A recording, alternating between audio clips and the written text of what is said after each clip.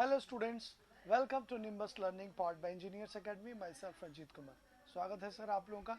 आज हम लोग इकोनॉमिक्स की दूसरी क्लास में मिल रहे हैं। आई होप कि कल की क्लास में आपको काफ़ी सारी क्वेश्चन समझ में आए होंगे और जो एक्सप्लेनेशन दिए आपको बखूबी समझ में आया होगा। ठीक है, तो आइए शुरू करते हैं आज की क्लास और देखते हैं कि ये हमने 15 नंबर का क्वेश्चन कर लिया था। तो आज की क्लास देखते हैं और इकोनॉमिक्स से कुछ और क्वेश्चंस जो अपने प्रीवियस ईयर में पूछे गए और उनके एक्सप्लेनेशन क्या है। ठीक है, तो चलिए शुरू करते हैं आज की क्लास और देखते हैं आज के इम्पॉर्टेंट क्वेश्चंस जो अपने लिए इम्पॉर्टेंट हो सकते हैं एग्जामिनेशन पॉइंट ऑफ व्यू से। ठीक है, तो सबसे पहले good evening to all of you. जितने लोग भी अभी ऑनलाइन हैं सबको मेरी तरफ से गुड इवनिंग। जो लोग भी ऑनलाइन हैं अपना सैल्यूटेशन शो करें। 3 लोग मुझे ऑनलाइन शो कर रहे हैं। कौन कौन ऑनलाइन है एक बार अपने अपने नाम बता दो, फटाफट मुझे बताओ जल्दी। जो ऑनलाइन है क्या सबको इन्फॉर्म कर दिया है? नहीं किया है? जितेंद्र,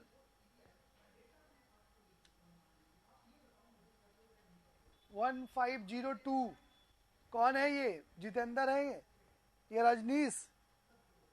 चलिए फटाफट सभी लोग ऑनलाइन हो जाए। आइए, जितेंद्र है, वेरी गुड जितेंद्र। तो सबको इन्फॉर्म कर दिया था कल। चलिए तो शुरू करते हैं सर आज की क्लास और देखते हैं कुछ और इम्पोर्टेंट क्वेश्चंस और उनके एक्सप्लेनेशन। तो कल अपन ने 15 नंबर का क्वेश्चन कर लिया था। 15 नंबर के क्वेश्चन में कह रहा है which economic activity can not be included in the tertiary sector. मैंने आपको कल बताया था प्राइमरी, सेकेंडरी और टर्शियरी या सर्विस सेक्टर। तो टर्शियरी को हिंदी में बोलते हैं हम तृतीयक क्षेत्र। ठीक है, तृतीयक क्षेत्र बोलते हैं इसको, या बोलते हैं अपन सेवा क्षेत्र। ठीक है, ये दोनों का मतलब ये थी, टर्शियरी या सर्विस सेक्टर एक ही सेक्टर होता है। तो प्राइमरी में आपको बताया था मैंने एग्रीकल्चर है, सेकेंडरी में बताया था इंडस्ट्रीज प्रोडक्शन मैन्युफैक्चरिंग है, और टर्शियरी में आपको मैंने बताया था ट्रांसपोर्टेशन है, उसके बाद होटल सर्विसेज है, उसके बाद बैंकिंग है, इंश्योरेंस है। ठीक है, ये सारे के सारे सर्विस सेक्टर में आते हैं। ठीक है, तो आइए बढ़ते हैं हम लोग अगले क्वेश्चन की तरफ। ये तो हो गया आपका क्वेश्चन नंबर 15। ठीक है, अब हम लोग बढ़ते हैं कनेक्टेड में नहीं, नंबर मेरे को कोई कनेक्टेड में नहीं। क्या हुआ जितेंद्र? अच्छा कोई बात नहीं, चलिए अभी आप लीजिए। कल काफी सारे लोग आ ही गए थे, उनको पता चल गया था। ठीक है, तो ये रहे क्वेश्चन नंबर 15 के एक्सप्लेनेशन जो मैंने आपको कल बताए थे। ठीक है, बढ़ते हैं अगले क्वेश्चन की तरफ और देखते हैं अगला क्वेश्चन क्या है। अगला question, which of the following 5-year plan of India recognized human development as the core development efforts? Which of the following 5-year plan of India recognized human development as the core development of efforts? आइए देखते हैं इसका हिंदी क्या है।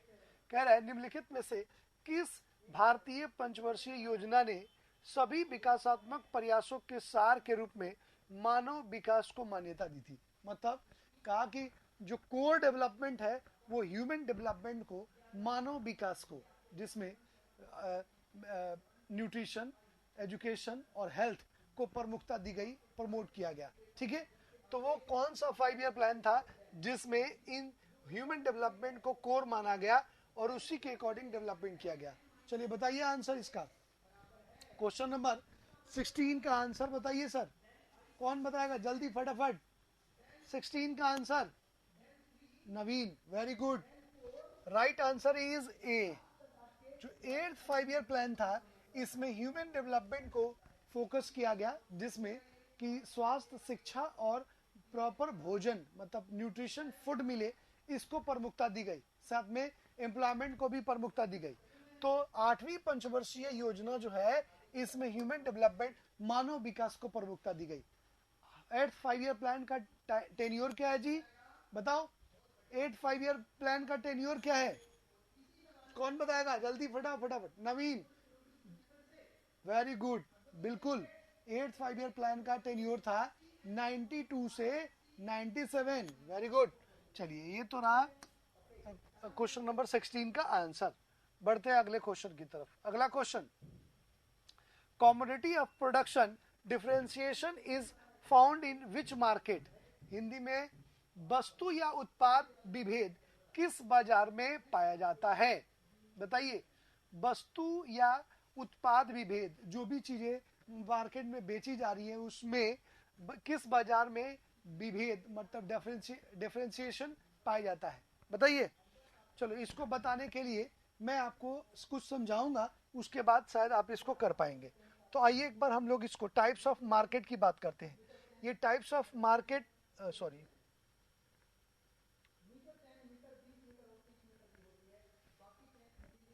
देखो ये जो है ये मार्केट का क्वेश्चन है बॉस।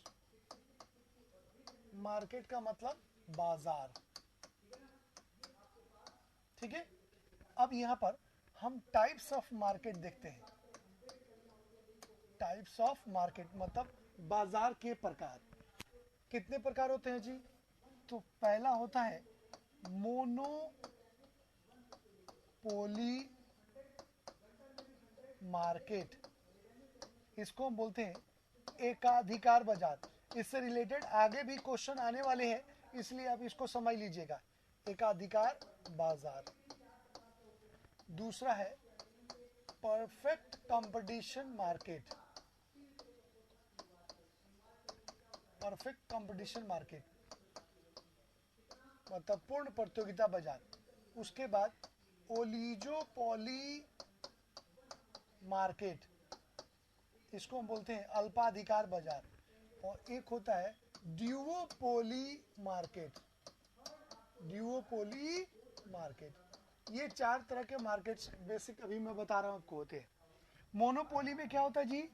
तो सिंगल सेलर होता है और मोर बायर्स होते हैं, ठीक है। उसके बाद सिंगल सेलर मोर बायर्स होते हैं। उसके बाद अर्न मोर प्रॉफिट, ठीक है। उसके बाद कंट्रोल ओवर सप्लाई। उसके बाद कंट्रोल ओवर सप्लाई। उसके बाद आप देखेंगे entry and exit is prohibited मतलब बंद होता है। Perfect competition market, more buyers and more sellers, ठीक है। उसके बाद sold maximum and earn more. उसके बाद फ्री एंट्री एंड एग्जिट। उसके बाद मोर होमोजीनियस प्रोडक्ट, समरूप वस्तुओं की अधिकता होती है यहाँ पर। और यहाँ पर क्या होता है? लैक ऑफ कंपटीशन और नो मोर होमोजीनियस प्रोडक्ट। आइए इसको समझिएगा थोड़ा सा, क्या है डेवलपमेंट दोनों के बारे में, तो आपको समझ में आ जाएगा। मोनोपोली, हम लोग मार्केट, अभी जो क्वेश्चन है वो मार्केट का है कि टाइप्स ऑफ मार्केट जब आप समझ लेंगे तो आपको समझ में आ जाएगा कि ये इस क्वेश्चन का आंसर क्या होगा। तो सबसे पहला जो टाइप है आप देखेंगे वो है मोनोपोली मार्केट। इसको हम बोलते हैं एकाधिकार बाजार। अब जब हम मार्केट की बात करेंगे तो मार्केट का डेफिनेशन क्या होता है? मार्केट का डेफिनेशन होता है कि जिस प्लेस पर बायर्स अपनी गुड्स बाय करने जाता है और सेलर्स अपनी गुड्स सोल्ड करने के लिए जाता है, तो ये दोनों ही जिस प्लेस पर एक साथ मिलते हैं उस जगह को हम क्या कहते हैं? मार्केट, बाजार। मतलब विक्रेता बेचने और क्रेता खरीदने जिस स्थान पर एकत्रित होते हैं उस जगह को हम बाजार कहते हैं। अब बाजार में आप देखेंगे कि बाजार का जो नेचर है मार्केट का, वो डिसाइड करता है सेलर्स और बायर्स पर। तो जितने भी टाइप्स बताए हैं मार्केट के, इनमें सेलर्स की संख्या वेरी करती है बट बायर्स की संख्या सेम होती है। मतलब जो खरीदार हैं, खरीदने वाले, वो हर तरह के मार्केट में बहुत सारे होते हैं, लेकिन जो सेलर्स की संख्या अर्थात विक्रेता की जो संख्या है वो अलग अलग होती है, वो अलग अलग वेरी करती है। और उसके आधार पर आप देखेंगे मार्केट का नेचर डिसाइड किया जाता है। जैसे जैसे मोनोपोली की, तो मोनो का मतलब एक और पोली का मतलब अधिकार, एक अधिकार, एक आदमी का अधिकार।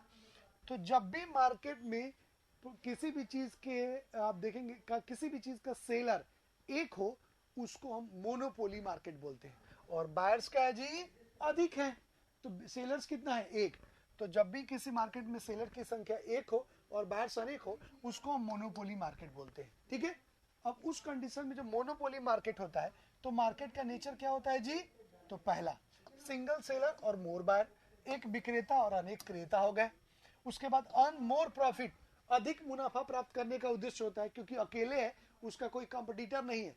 मान लो आप कोई मार्कर बनाने वाली एक ही कंपनी है, आप गए मार्कर खरीदने, तो वो आप 20 रुपए के मार्कर को कह रहे हैं 50 रुपए लूंगा, आप कह रहे गए ज्यादा है, तो कहता है लेना है तो लो, नहीं तो जाओ। क्यों? क्योंकि उसका कोई आप देखेंगे होमोजीनियस प्रोडक्ट मार्केट में नहीं है, सजातीय वस्तुएं नहीं है, एक ही बंदा है मैन्युफैक्चरिंग और प्रोड्यूस करने वाला, तो आपकी मजबूरी है लेना।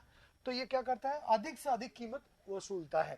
कंट्रोल ओवर सप्लाई, आपूर्ति पर नियंत्रण होता है, अपनी मर्जी से जितना प्रोडक्ट चाहता है उतना ही बनाता है और उतना ही मार्केट में सोल्ड करता है, कुछ नहीं कर सकता कोई।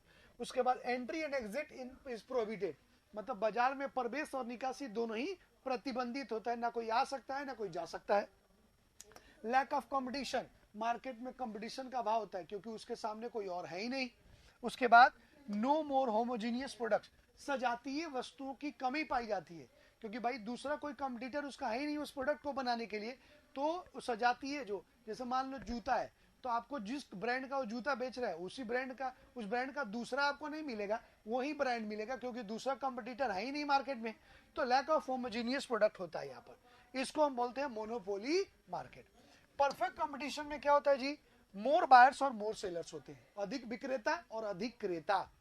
उसके बाद कम कीमत पर अधिक वस्तुओं को बेच के मुनाफा प्राप्त करने का उद्देश्य होता है। क्यों?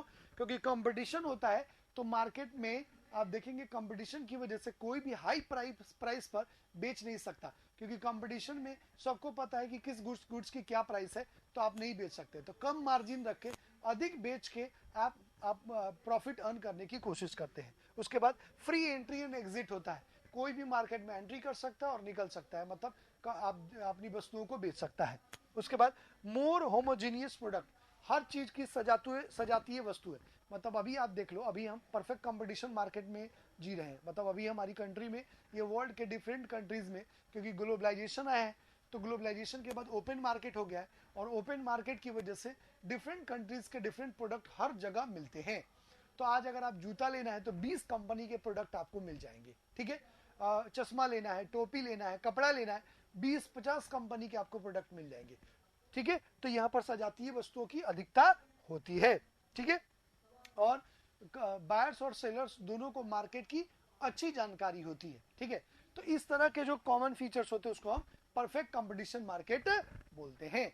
समझ में आया जी ये? अरे आया कि नहीं है समझ में? बोलो जितेंद्र, क्लियर हुआ? अब आइए हम लोग आते हैं क्वेश्चन पे, देखते हैं क्वेश्चन सर कि क्वेश्चन क्या कह रहा था। कह रहा है वस्तु का उत्पाद विभेद किस बाजार में पाया जाता है। उत्पाद विभेद मतलब प्रोडक्ट में डिफरेंशिएट किस मार्केट में पाया जाता है। अब बताओ इसका आंसर, 17 का आंसर, उत्पाद विभेद पाया जाता है बॉस इम्परफेक्ट कंपटीशन मार्केट में, जहां पर पूर्ण प्रतियोगिता नहीं है। इसमें तो आप देखेंगे एक ही गुड्स है तो कंपटीशन होता ही नहीं है, डिफरेंशिएट कर ही नहीं सकते।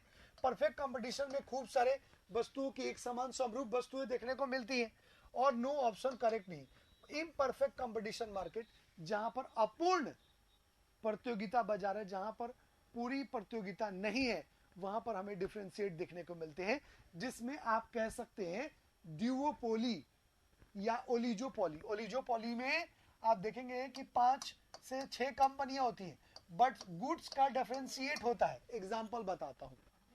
एग्जाम्पल, मान लीजिए कि 5 अलग अलग कार की कंपनियां हैं, Hyundai, Maruti Suzuki, Volkswagen, Tata और महिंद्रा। पांचों कंपनियां कार बनाती हैं, लेकिन पांचों कंपनियों के प्रोडक्ट जो है वो डिफरेंशिएट है। कोई एक आदमी मारुति जो बलिनो बनाता है वो टोयोटा वैसा नहीं बनाता, या आप देखेंगे वॉक्सवैगन नहीं बनाती है। तो अपने गुड्स के डिफरेंशिएट के आधार पर वो प्राइस रिजिडिटी रहते हैं और अपने गुड्स को बेचते हैं। ठीक है, तो इसका राइट आंसर होगा इम्परफेक्ट कंपटीशन मार्केट। ठीक है, जहां पर इम्परफेक्ट कंपटीशन इम्परफेक्ट है, अपूर्ण है। ठीक है, अगर यहां पर ओलिजोपॉली होता तो राइट आंसर ओलिजोपॉली होता, तो right answer is C. Clear हुआ जी? क्लियर हुआ कि नहीं हुआ? चलिए बढ़ते हैं अगले क्वेश्चन की तरफ। अगला question, the economics who for the first time scientifically determined national income in India is. मतलब ये कह रहा है कि साइंटिफिकली पहली बार नेशनल इनकम को किसने डिफाइन किया था? तो इसका राइट आंसर है बी, VKRB राव। ये एक आप देखेंगे इकोनॉमिक्स थे जिन्होंने पहली बार साइंटिफिकली नेशनल इनकम को डिफाइन किया। आइए इसको थोड़ा सा हम समझते हैं ये क्या है कहानी। आप देखेंगे कि अगर हम बात करें नेशनल इनकम की, ठीक है, तो नेशनल इनकम को पहली बार डिफाइन किया था दादा भाई नौरोजी ने, अंग्रेजों के टाइम पीरियड में सबसे पहली बार दादा भाई नौरोजी और RC दत्त, ठीक है, के द्वारा डिफाइन किया गया था और बताया गया था नेशनल इनकम के बाद। लेकिन ये कह रहा है साइंटिफिकली, मतलब साइंटिफिक रूप से किसने डिफाइन किया था? ठीक है, मतलब प्रॉपर कैलकुलेशन के थ्रू कि प्रॉपर हमारे देश का नेशनल इनकम कितना हुआ या कितना होता है, तो उसको साइंटिफिकली डिफाइन करने वाले थे, आप देखेंगे कि VKRB राव। अब यहां पर मैं एक छोटा सा एग्जांपल आपको बताना चाहूंगा इसके बारे में। ठीक है, VKRB Rao is right answer, ध्यान रखिएगा एग्जाम में पूछा गया है। तो 4 चीजें होती हैं, एक तो होता है GDP, एक होता है GNP, एक होता है NNP और एक होता है PI। ठीक है, GDP को बोलते हैं ग्रॉस डोमेस्टिक प्रोडक्ट, GNP को बोलते हैं ग्रॉस नेशनल प्रोडक्ट, NNP को बोलते हैं नेट नेशनल प्रोडक्ट या नेशनल इनकम भी कहते हैं, और PI को बोलते हैं पर कैपिटा इनकम। ठीक है, GDP को क्या बोलते हैं जी? तो G+S क्या? तो फाइनेंशियल ईयर, ठीक है, और जियोग्राफिकल एरिया, ये तो हो गया GDP।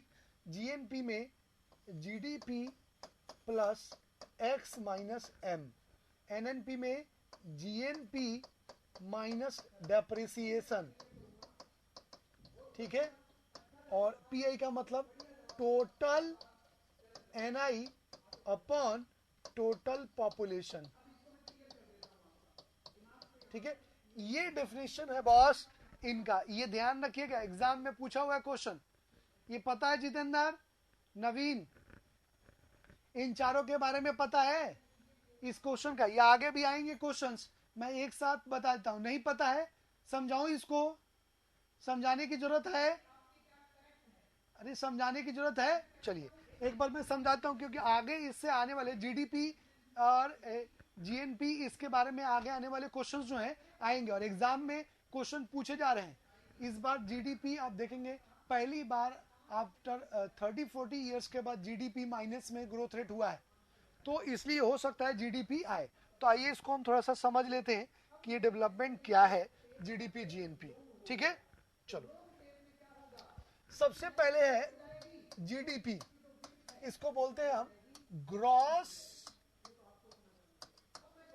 डोमेस्टिक प्रोडक्ट, हिंदी में बोलते हैं जी सकल घरेलू उत्पाद। ठीक है, ये हो गया पहला। दूसरा है GNP, इसको बोलते हैं ग्रॉस नेशनल प्रोडक्ट, हिंदी में बोलते हैं सकल राष्ट्रीय उत्पाद। ठीक है, उसके बाद तीसरा होता है NNPE, इसको बोलते हैं नेट नेशनल इनकम। और चौथा होता है PI, इसको हम बोलते हैं पर कैपिटा इनकम। ठीक है, इसको हमने बोला शुद्ध राष्ट्रीय आय या उत्पाद, शुद्ध राष्ट्रीय आय और नेट नेशनल प्रोडक्ट होगा ना, ये नेट नेशनल प्रोडक्ट, शुद्ध राष्ट्रीय उत्पाद। और ये हो गया प्रति व्यक्ति आय। अब आइए हम इसको समझते हैं एक एक करके कि इसका मतलब क्या होता है। ये तो फुल फॉर्म हुआ जी इसका। जीडीपी का मतलब ग्रॉस डोमेस्टिक प्रोडक्ट, जीएनपी का मतलब ग्रॉस नेशनल प्रोडक्ट, एनएनपी का मतलब नेट नेशनल प्रोडक्ट, इसको हम एनआई भी बोलते हैं, नेशनल इनकम, और पीआई का मतलब होता है पर कैपिटा इनकम। आइए अब इसको हम समझते हैं कि ये डेवलपमेंट क्या है। तो सबसे पहले हम समझते हैं जी जीडीपी के बारे में। जीडीपी क्या होता है, ठीक है। तो जीडीपी थोड़ा समझिएगा, मैं समझा रहा हूं, फिर उसके बाद अपन इस पर बात करेंगे। किसी भी देश का कह रहा है, इसका डेफिनेशन जो होता है वो ये होता है कि डेफिनेशन छोड़ो, पहले एक बार हम इसको एग्जांपल के तौर पे समझिए। मान लीजिए ये है अपना इंडिया, कोई भी एक कंट्री है। किसी भी देश की कंट्री का जब हम जीडीपी निकालने चलते हैं तो क्या क्या फैक्टर्स हमारे लिए मस्ट है, ये देखिएगा। तो एग्जांपल के तौर पे मान लो मैं इंडिया का एग्जांपल ले रहा हूं। तो मान लो ये अपना देश है इंडिया। इंडिया का एक जियोग्राफिकल एरिया है बॉस, नॉर्थ, साउथ, ईस्ट और वेस्ट। ठीक है, मतलब उत्तर, दक्षिण, पूरब और पश्चिम, यही है ना जी। हर देश का एक जियोग्राफिकल एरिया होता है। ऐसा तो नहीं होता है कि वो कोई भी देश कहीं तक फैला हुआ है, एक जियोग्राफिकल एरिया होगा। तो ये है हमारे भारत का। नॉर्थ में अगर आप देखेंगे तो इंदिरा कॉल, ये लास्टेस्ट पॉइंट है, उत्तरोत्तर बिंदु है भारत का, अगर आप ज्योग्राफी पढ़ेंगे तो। और साउथ में अंडमान निकोबार आइलैंड का जो सबसे लास्टेस्ट पॉइंट है उसको इंदिरा पॉइंट बोलते हैं। हालांकि ये सुनामी में डूब गया है, लेकिन फिर भी हम लोग दक्षिण उत्तर बिंदु मानते हैं इसको। उधर इधर अरुणाचल प्रदेश और इधर गुजरात, ये भारत की सीमा है, नॉर्थ, साउथ, ईस्ट और वेस्ट की। क्लियर, ये कंफर्म हो गया। अब कह रहा है कि किसी भी देश के एक जियोग्राफिकल एरिया के अंतर्गत वो एक साल में, एक फाइनेंशियल ईयर में जितने भी गुड्स एंड सर्विसेज का प्रोडक्शन हुआ, इसका एग्रीगेट फाइनल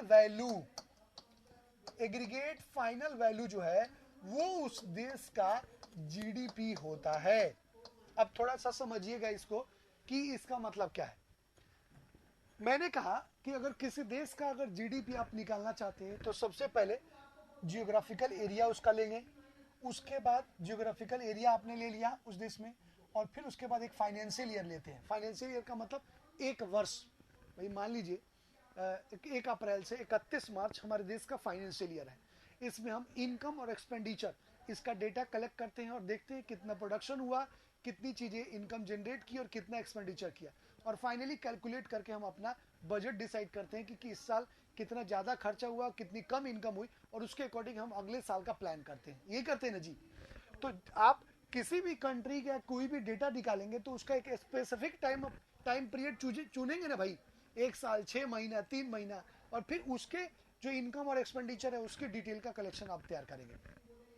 तो जब भी हम किसी देश का जीडीपी निकालने चलते हैं तो सबसे पहले एक वित्तीय वर्ष, फाइनेंशियल ईयर चूज करते हैं। फिर उस देश के उस जियोग्राफिकल एरिया में जितनी भी गुड्स का प्रोडक्शन हुआ, मतलब जितनी वस्तुएं बनी, मतलब ये सुई से लेके जहाज तक, हाथी से लेके घोड़ा तक, कोई भी चीज बनी। मान लीजिए मेरे हाथ में मार्कर है, ये भी तो कहीं बना होगा और इसकी भी तो कोई वैल्यू होगी। जितनी चीजें प्रोड्यूस हुई है उसकी कोई ना कोई तो वैल्यू होगी। तो जितने गुड्स का हमने प्रोडक्शन किया इस जियोग्राफिकल एरिया में, मतलब उत्तर से लेकर दक्षिण तक, पूरब से लेकर पश्चिम तक, भारत के किसी भी कोने में अगर उसका प्रोडक्शन हुआ है तो उसको हम काउंट करेंगे। तो ये टोटल गुड्स हो गया, चाहे वो किसी भी चीज का प्रोडक्शन। और सर्विसेज, जो भी सेवाएं दी हमने, रिक्शा चलाया, ठेला चलाया, कुछ भी किया, कोई भी सर्विस करी और उसके बदले आपको जो पेमेंट मिला, इन दोनों का जी और प्लस एस, मतलब वस्तु का उत्पादन और सेवाओं, इन दोनों का जो अंतिम योग होता है एक वर्ष में इस भौगोलिक क्षेत्र के अंदर, उसको हम क्या कहते हैं, उस देश का जीडीपी। जी का मतलब ग्रॉस, ग्रॉस का मतलब सब कुछ, और डी का मतलब डोमेस्टिक का मतलब घर में, ये जो आपका घर है, और प्रोडक्ट, पी का मतलब प्रोडक्ट, उत्पाद। तो इस घर में एक वर्ष में जितनी वस्तु एवं सेवाओं का उत्पाद हुआ, उसका अंतिम मूल्य जो होता है वो होता है उस देश का जीडीपी। समझ में आया जी? अरे आया कि नहीं आया? जितेंद्र, नवीन, समझ में आ रहा है कि नहीं? जी सर नहीं, समझ में आ रहा है कि नहीं, ये बताओ मुझे। नवीन रिप्लाई नहीं कर रहे हो। 5 लोग यार ऑनलाइन है और सिर्फ 2-3 लोग ही मुझे सो हो रहे हैं, ऐसा क्यों? ये समझ में आ गया? अरे क्लियर हो गया? जितेंद्र, रजनीश, क्लियर हो गया? चलिए ये तो हो गया भाई। तो यहां पर किसी भी देश के एक जियोग्राफिकल एरिया में 1 ईयर में जितने भी गुड्स एंड सर्विसेज का प्रोडक्शन हुआ, उसका जो फाइनल वैल्यू होता है वो उस देश का जीडीपी होता है। ये रहा आपका जीडीपी। अब हम बढ़ते हैं दूसरे पर। दूसरा है जीएनपी। जीएनपी इसको बोलते हैं ग्रॉस नेशनल प्रोडक्ट। अब वो पहले सकल घरेलू उत्पाद कह रहा था, अब ये कह रहा है सकल राष्ट्रीय उत्पाद, घर की नहीं राष्ट्र की बात कर रहे हैं। तो इसका फॉर्मूला होता है GDP plus X minus M. X का मतलब होता है earn money by Indians in foreign. M का मतलब है earn money by foreigners in India. देखिए ये कह रहा है कि जीडीपी में एक्स को जोड़ देते हैं और एम को माइनस कर देते हैं, तो निकल जाता है क्या? GNP, gross national product. कैसे? तो जो हमारे देश का जीडीपी है, ग्रॉस डोमेस्टिक प्रोडक्ट, उसमें earn money by Indians in foreign, हमारे कई सारे भाई बंधु हैं जो विदेशों में काम कर रहे हैं, तो वो वहां पर जो सैलरी उनको मिलती है और जो इनकम अर्न करते हैं, उसका कुछ परसेंट या ऑलमोस्ट 70-80% अपने घर भेजते हैं ना भाई। मान लो तुम्हारे भैया दुबई काम कर रहे हैं, सऊदीया काम कर रहे हैं, तो वहां उनको जो सैलरी मिलती है उसका काफी सारा हिस्सा घर भेजते हैं। तो जो विदेशों से पैसा आया वो पैसा अपना हुआ ना जी, अपना हुआ। और कई सारे फॉरेनर हमारे देश में काम कर रहे हैं, सिविल इंजीनियर, मैकेनिकल, कई किसी और फील्ड में, वो भी तो यहाँ इंडिया में काम कर रहे हैं और यहाँ जो सैलरी मिलती है वो अपने देश भेजते हैं। तो जो वो इनकम अर्न करते हैं और यहाँ से भेजते हैं, वो तो अपनी इनकम नहीं हुई ना जी, वो तो अपनी इनकम, वो तो निकल गया पैसा। तो विदेशों में भारतीयों द्वारा अर्जित आय को हम इसमें जोड़ते हैं और विदेशियों द्वारा भारत में अर्जित आय को हम माइनस करते हैं, और उसके बाद जो वैल्यू बचता है वो होता है ग्रॉस नेशनल प्रोडक्ट, सकल राष्ट्रीय उत्पाद। मतलब इसमें कुछ भी प्लस माइनस नहीं करना है, ये पूरा का पूरा पैसा अपना है। जीडीपी में क्या था? जीडीपी में आपने सब जोड़ रखा था, जो फॉरेनर ने भी प्रोडक्शन किया वो भी आपने वैल्यू जोड़ रखी है, वो आप एग्रीगेट बताते हैं कि एक साल में आपके देश में कितना प्रोडक्शन हुआ सर्विसेज और गुड्स का, ठीक है, उसका एग्रीगेट वैल्यू, और उसी से आप ये अनुमान लगाते हैं कि आपका देश कितना ग्रो कर रहा है। मान लीजिए अगर खूब सारा प्रोडक्शन हुआ, सर्विसेज खूब सारी बढ़ी, तो इसका मतलब जीडीपी ग्रो कर रही है, लेकिन वो रियल वैल्यू नहीं होता है क्योंकि उसमें सब कुछ इंक्लूड होता है। जब जीएनपी की बात करते हैं तो इसमें फॉरेन से जो भारतीयों द्वारा कमाया हुआ धन है उसको हम जोड़ते हैं और फिर विदेशियों द्वारा भारत में जो कमाया हुआ धन है उसको माइनस करते हैं, तो मिलता है सकल राष्ट्रीय उत्पाद, मतलब अपने राष्ट्र का उत्पाद, और तब कहते हैं कि हमारी जीएनपी इतनी है। ठीक है, चाइनीज प्रोडक्ट सेलिंग, भाई चाइनीज प्रोडक्ट सेलिंग जो है वो आप क्या कहना चाह रहे हैं Jitendra? Chinese product selling, produce यहाँ थोड़ी हुआ जी, वो तो प्रोड्यूस वहां पर हुआ ना भाई, चाइना में उसकी मैन्युफैक्चरिंग हुई, वो सिर्फ आपके देश में बिक रहा है, अगर उसको हम नहीं ऐड करेंगे। हाँ, अगर उसको उसके उसके आने के बाद जो सर्विसेज हुई, पैकेजिंग हुआ, दूसरी जगह भेजा, तो उन सर्विसेज को हम जोड़ेंगे इसमें, लेकिन मैन्युफैक्चरिंग तो नहीं हुई उसकी। किसमें शामिल? सर्विसेज में होगा भाई। कोई भी प्रोडक्ट आया तो उसको आप ट्रांसपोर्टेशन के थ्रू एक जगह से दूसरी जगह भेजते हैं, या उस प्रोडक्ट को अपने आप पैकेजिंग करते हैं, पैकेजिंग करके फिर उसको आप दूसरी जगह भेजते हैं। समझ में आ रही बात? तो वो भी तो सर्विसेज में है, तो वो सर्विसेज में शामिल होगा। ठीक है, क्लियर? तो आप देखेंगे इसको हम बोलते हैं जीएनपी। अब हम बढ़ते हैं अगले पर। अगला है बॉस एनएनपी। एनएनपी का मतलब नेट नेशनल प्रोडक्ट, इसको बोलते हैं शुद्ध राष्ट्रीय उत्पाद, इसको बोलते हैं जीएनपी माइनस डेप्रिसिएशन। डेप्रिसिएशन को हम बोलते हैं घिसावट या ह्रास। ठीक है, जीएनपी में से डेप्रिसिएशन माइनस कर दो तो आपको मिल जाएगा एनएनपी, नेट नेशनल प्रोडक्ट या नेशनल इनकम। कैसे? मान लीजिए आपके पास जीएनपी है 15,000 करोड़ के, ठीक है, 15,000 करोड़ का है। अब मान लीजिए इनमें से जो आपको गुड्स था 15,000, इनमें से कुछ चीजें घिस गई, रखे रखे खराब हो गई, घिस गई, सड़ गई, गल गई, आग लग गया, तो जो चीजें डेप्रिसिएट हो गई, नुकसान हो गया, जो बर्बाद हो गया, वो तो अब आपकी इनकम नहीं है ना जी। तो जीएनपी में से जो डेप्रिसिएशन होता है और उसके बाद जो वैल्यू बचता है उसको हम बोलते हैं एनएनपी, नेट नेशनल प्रोडक्ट, शुद्ध राष्ट्रीय उत्पाद। ठीक है, शुद्ध राष्ट्रीय उत्पाद, और इसी को दूसरे अर्थों में हम नेशनल इनकम भी कहते हैं। समझ में आई बात? क्लियर हुआ? अरे क्लियर हुआ कि नहीं? चलिए अब बढ़ते हैं हम लोग पीआई पर। पीआई को बोलते हैं पर कैपिटा इनकम, मतलब एक व्यक्ति की औसत आय, प्रति व्यक्ति आय कितनी है। तो मान लीजिए पूछ लिया कि किसी भी देश की एक आदमी की औसत आय कैसे निकालेंगे? कैसे निकालेंगे भाई? तो टोटल उस देश का नेशनल इनकम और डिवाइडेड बाई टोटल पॉपुलेशन, मतलब उस देश की जो टोटल पॉपुलेशन है, कुल जनसंख्या, उसको डिवाइड कर देंगे तो क्या एक आदमी की एवरेज इनकम निकल जाएगी? अरे निकलेगी कि नहीं निकलेगी? क्लियर? तो इसको ये हम निकालते हैं पीआई, पर कैपिटा इनकम। ठीक है, तो ये चार चीजें हैं जो हमारे लिए इंपॉर्टेंट हो सकती है, एग्जाम में पूछा जाता है, इसलिए इसका आप ध्यान रखिएगा। ठीक है, और जीडीपी हो सकता है ज्यादा पूछे जीडीपी के बारे में, तो जीडीपी क्लियर हो गया ना जी?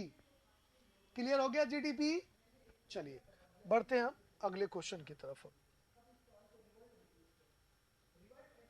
ठीक है, तो अगर फर्स्ट टाइम पूछे तो दादा भाई नौरोजी ने पहली बार नेशनल इनकम बताया था, और साइंटिफिकली अगर पूछता है तो साइंटिफिकली में आपका आंसर होगा वीके आरबी और आरबी राव। तो अभी जो मैंने आपको कैलकुलेशन बताया वो साइंटिफिकली है, कि प्रॉपर साइंटिफिक तरीके से कैलकुलेट करके हमने नेशनल इनकम निकाला कि अपने देश की नेशनल इनकम कितनी है, और वो जो था वो उन्होंने अनुमान किया था दादा भाई नौरोजी ने कि हमारे देश की नेशनल इनकम इतनी है। क्लियर? चलिए बढ़ते हैं अगले क्वेश्चन की तरफ। Question number 19, which of the following is not a part of the non planned expenditure of central government? इनमें से कौन सा नॉन प्लान्ड एक्सपेंडिचर है गवर्नमेंट का, मतलब गैर आयोजित व्यय है? बताइए। कल मैंने आपको बताया था प्लान्ड एक्सपेंडिचर और नॉन प्लान्ड एक्सपेंडिचर के बारे में। ठीक है, अच्छा हिंदी में दिखाऊं? चलो हिंदी में देख लो। इनमें से कौन केंद्र सरकार की गैर योजना व्यय का अंग नहीं है? गैर योजना व्यय का अंग नहीं है, बताओ।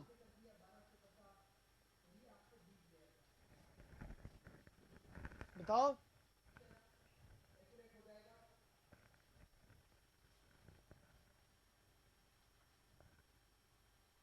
रॉन्ग आंसर जितेंद्र, नवीन का आंसर सही है। देखो मैंने आपको बताया था कि फिजिकल पॉलिसी में दो चीजें होती हैं, एक तो होता है रेवेन्यू और दूसरा होता है एक्सपेंडिचर। ठीक है, एक्सपेंडिचर दो तरह के गवर्नमेंट करती है। पहला होता है उसको बोलते हैं प्लान्ड एक्सपेंडिचर, मतलब नियोजित व्यय या आयोजित व्यय। ठीक है, और दूसरा होता है नॉन प्लान्ड एक्सपेंडिचर, मतलब गैर आयोजित व्यय। अब डिफरेंस क्या है मैं बताता हूँ।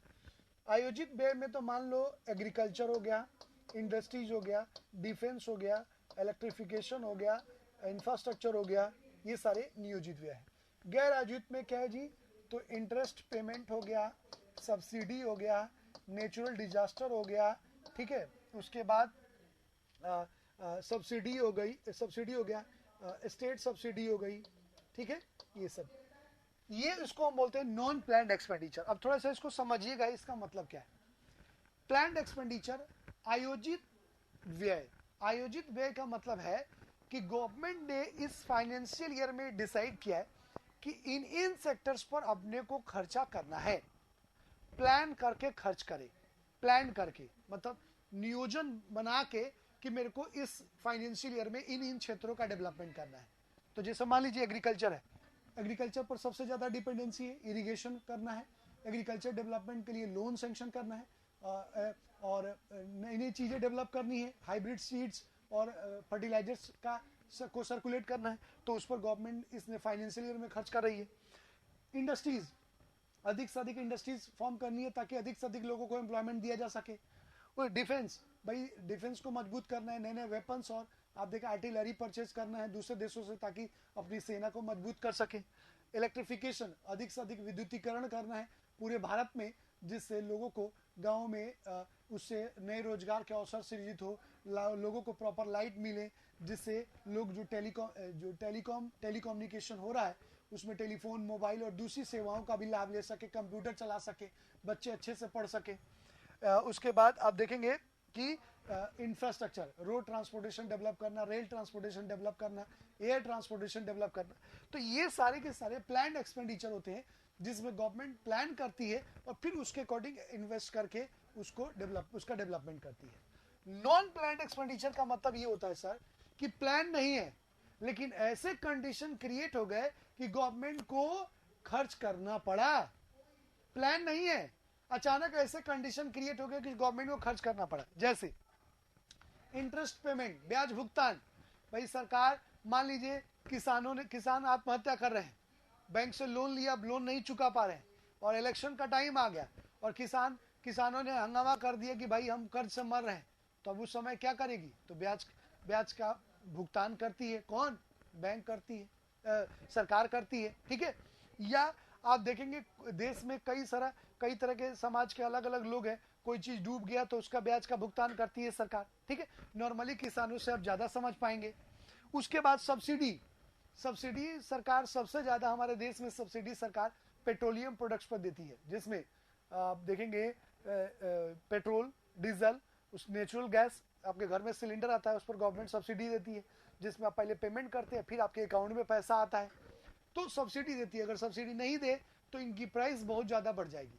तो अब ये क्या होता है कि पेट्रोलियम प्रोडक्ट जो है वो इंटरनेशनल मार्केट पर उनकी प्राइस डिसाइड है। तो मान लीजिए कि डेली प्राइस डिसाइड होता है पेट्रोलियम प्रोडक्ट का। अब मान लो किसी दिन अचानक 10 रुपये प्राइस हाइक हो गया, तो अगर गवर्नमेंट भी 10 रुपये हाइक करती है तो आम आदमी पर इसका बहुत ज्यादा प्रभाव पड़ेगा।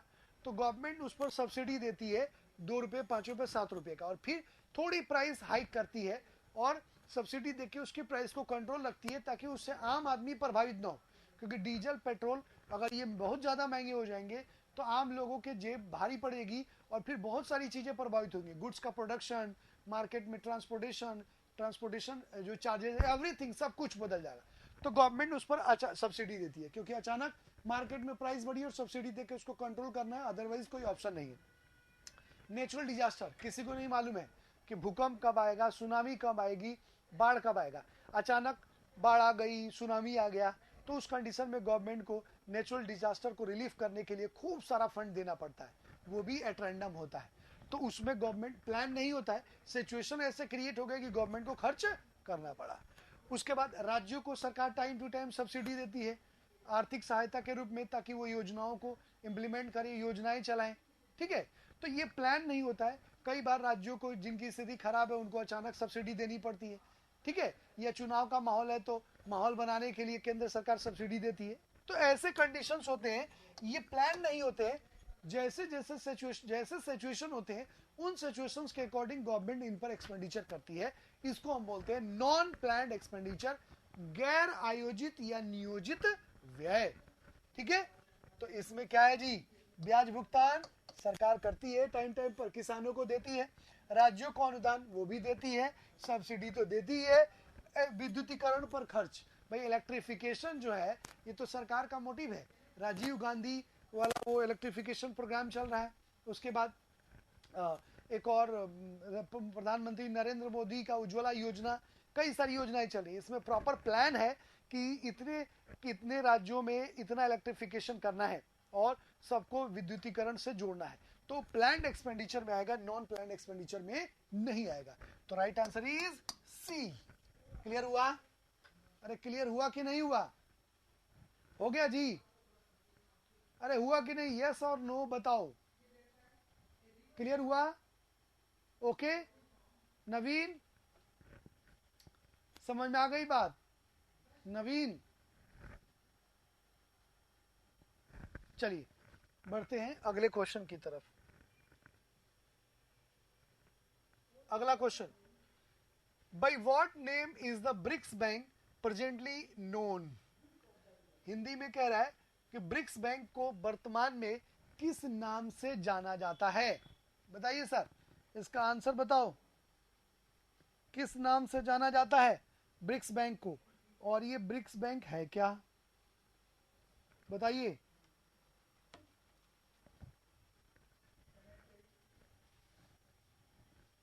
किस नाम से जाना जाता है? नवीन, नवीन तुम आते हो गायब हो जाते हो, क्या कहानी है तुम्हारी?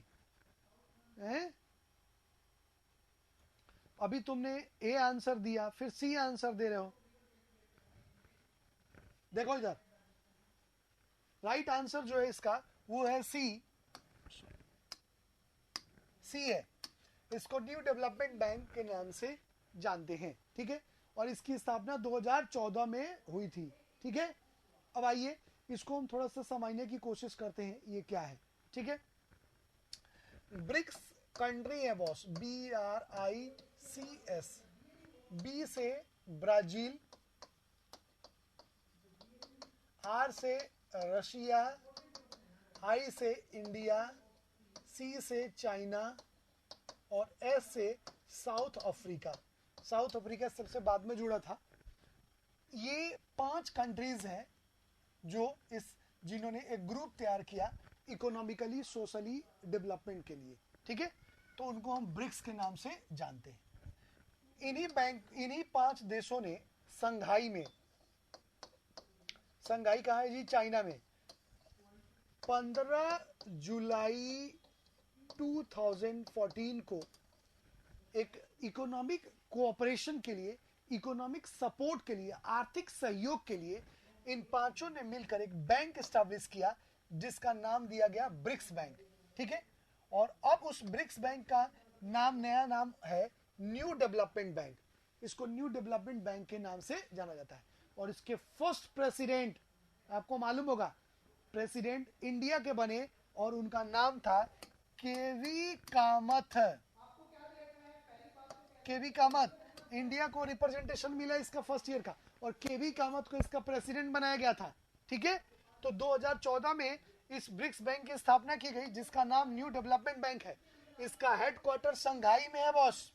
ठीक है, संघाई चाइना।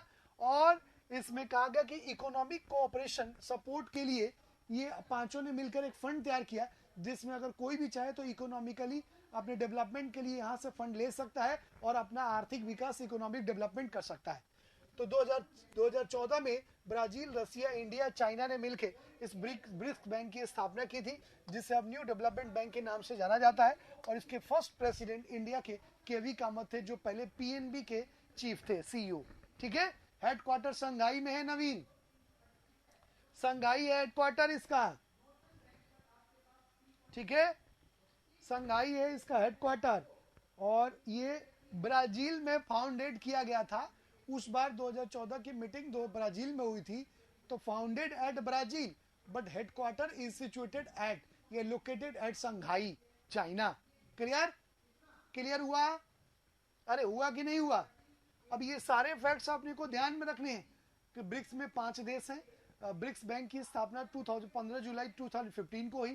फर्स्ट इसके प्रेसिडेंट केवी कामत थे इंडिया के, और पहले साल में भारत को रिप्रेजेंटेटिव बनाया गया था। ठीक है, और इसे इकोनॉमिक डेवलपमेंट के लिए ये इन्होंने एक नया बैंक तैयार किया है कि कोई भी फंड लेके अपने देश का इकोनॉमिक डेवलपमेंट कर सकता है। क्लियर? चलिए बढ़ते हैं अगले क्वेश्चन की तरफ। अगला क्वेश्चन, क्वेश्चन नंबर 21।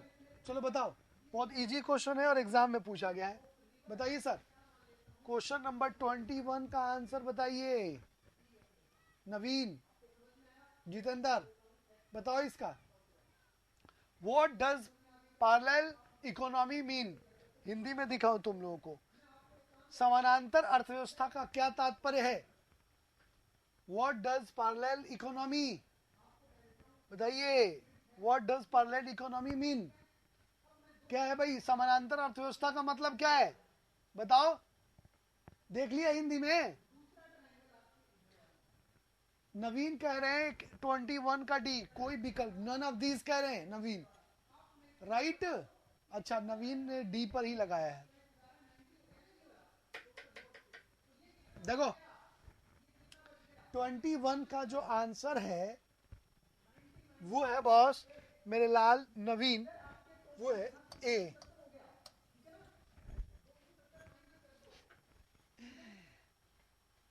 क्या सोचो सोचो इसके बारे में, कैसे? Black money, parallel trade, illegal economy, none of these. अब तुम कह रहे नॉन ऑफ दीज, लेकिन ये वर्ड्स पैरेलल इकोनॉमी जो है ये अभी टर्म्स में है, और अभी आप देखेंगे कि बहुत ही ये अभी 2-3 साल पहले काफी ये टर्म चलता है, और अभी भी राइट नाउ वर्ल्ड की इकोनॉमी में ये पैरेलल इकोनॉमी मूव करता रहता है। नवीन, समझ में आई बात? आंसर समझ में आ रहा है या नहीं? यस और नो रिप्लाई करो। कैसे? अभी तो तुम ब्लैक मनी से विदेशों की इकोनॉमी, जितेंद्र क्या लिख रहे हो? ब्लैक मनी से विदेशों की इकोनॉमी, ये समझ में आया कि नहीं ये बताओ, फिर मैं समझाता हूं इसको। यस और नो, समझ में आया कि नहीं? कैसे समझ में आ गया है? जितेंद्र, नवीन, तुमको समझ में आया क्या? बोलो। तो फिर गलत आंसर क्यों लगा रहे थे भाई? देखो इधर कैसे है इसका मतलब, ये समझ आ गया। देखो ब्लैक मनी कैसे पैरेलल इकोनॉमी चलाती है भाई। भाई मान लीजिए एक तरफ जो व्हाइट मनी है, ठीक है, उससे गवर्नमेंट सारी चीजों को रेगुलेट कर रही है जो टैक्सेस से आए हैं, और उसी के बराबर जो ब्लैक मनी है वो आप देखेंगे उस ब्लैक मनी से हमारे देश में जितने बड़े गलत काम है, चाहे वो नारकोटिक्स का हो, चाहे वो आप देखेंगे हवाला का हो, चाहे वो आप देखेंगे जितने भी इलीगल वर्क्स होते हैं हमारे देश में, ये सारे काम, और मास लेवल पर ये काम होते हैं भाई साहब। और आपको विश्वास नहीं होगा कि कई देशों में इलीगल कारोबार इतने बड़े हैं कि वो कई देशों के जो छोटे देशों की इकोनॉमी है उससे ज्यादा का टर्नओवर है इलीगल इकोनॉमी का, इलीगल ट्रांजैक्शंस का। ठीक है, नार्को का बाला क्या होगा? ठीक है, नारकोटिक्स, ड्रग्स, अफीम, चरस, गांजा, हीरोइन, समझ में आ रही बात? अब आया समझ में? तो ये जो ब्लैक मनी जो है उस ब्लैक मनी से इतने गलत काम होते हैं, इतनी गलत चीजों का टर्नओवर होता है कि कई जो देशों की जो ब्लैक मनी है वो कई देशों की जीडीपी के बराबर या उससे अधिक होती है। समझ में आ रही बात? तो इसको हम पैरेलल इकोनॉमी बोलते हैं। समझ में आई बात? क्लियर हुआ? नवीन, जितेंद्र, क्लियर हो गया? अरे हुआ कि नहीं, यस नो रिप्लाई करो यार। ठीक है, चलिए ये बढ़ गए, बढ़ते हैं अगले क्वेश्चन की तरफ। अगला question, who implements monetary policy in India? बताओ आंसर। हिंदी दिखाता हूं, भारत में मौद्रिक नीति कौन लागू करता है? Who implemented monetary policy in India? Give me answer, answer दो इसका। मैं वेट कर रहा हूं, फिर मैं समझाऊंगा इसके बारे में। बी, नवीन ने आंसर, जितेंद्र ने लगाया बी, और नवीन ने क्या आंसर लगाया भाई? क्या तुमने लगाया? वी लिख रहे हो, वी फॉर नवीन। आंसर बताओ नवीन के। चलो देखो, मॉनेटरी पॉलिसी का ये क्वेश्चन है, इसका मतलब क्या होता है? मॉनेटरी पॉलिसी, इसको बोलते हैं हिंदी में मौद्रिक नीति। मौद्रिक नीति में दो, पहले तो मौद्रिक नीति जो है decided by RBI, reserve bank of India. क्या करती है रिजर्व बैंक? तो दो तरह से, एक तो रिजर्व बैंक क्या करती है, कंट्रोल, और दूसरा होता है इफेक्ट, मतलब नियंत्रित, नियंत्रण और प्रभाव। तो नियंत्रण कैसे करती है? Bank rate, repo rate, reverse repo rate, SLR और सीआरआर के थ्रू मार्केट में मनी की फ्लोटिंग को कंट्रोल करती है। और इफेक्ट में क्या होता है जी? तो इन्फ्लेशन, डिफ्लेशन, डीमोनेटाइजेशन और डीवैल्यूएशन, ये सारी चीजें। मतलब मॉनेटरी पॉलिसी का, मॉनेटरी का मतलब होता है, मनी वर्ड से बना है। मार्केट में मनी की फ्लोटिंग, मुद्रा के प्रवाह को नियंत्रित करती है हमारे देश की संस्था RBI, reserve bank of India. इसका फॉर्मेशन हुआ था 1935 में और नेशनलाइजेशन किया गया था 1949 में। 1949 में नेशनलाइजेशन के साथ ही सेंट्रल गवर्नमेंट ने इसे बैंक्स ऑफ बैंक, मतलब बैंकों का बैंक और सेंट्रल बैंक का ऑनर दर्जा दिया। और इसके साथ ही आप देखेंगे जो भारत के जो भी बैंक्स हैं उनको रेगुलेट करने, करेंसी प्रिंट करने, उनको सर्कुलेट करने, मनी की फ्लोटिंग को कंट्रोल करने, मतलब मुद्रा के प्रवाह को नियंत्रित करने के सारे राइट्स आरबीआई को मिल गए थे।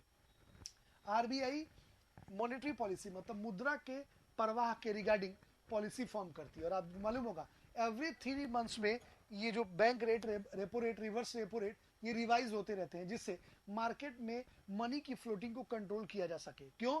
क्योंकि अगर मार्केट में मनी की फ्लोटिंग कंट्रोल नहीं हुई तो हो सकता है कि एक्सेसिव मनी चली जाए, एक्सेसिव मनी की वजह से इन्फ्लेशन आ सकता है, या लैक ऑफ करेंसी हो तो लोगों की परचेजिंग कैपेसिटी कम हो जाए। तो इसलिए एवरी 3 मंथ्स पर इन रेट्स को रिवाइज किया जाता है और ये देख, और मार्केट में मनी की फ्लोटिंग को कंट्रोल किया जाता है। तो ये सारा काम करती है कौन? आरबीआई।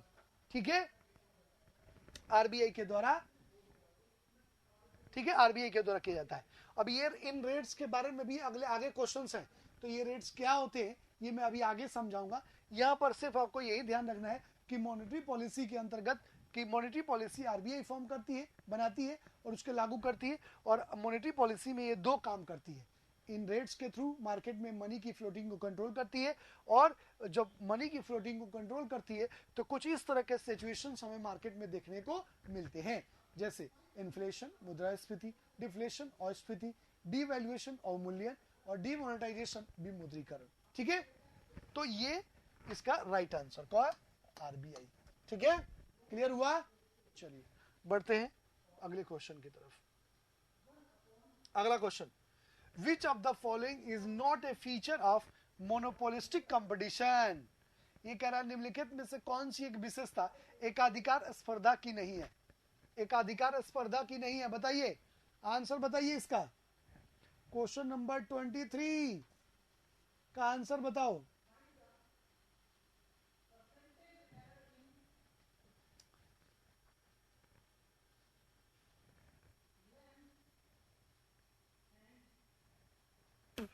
बताओ आंसर।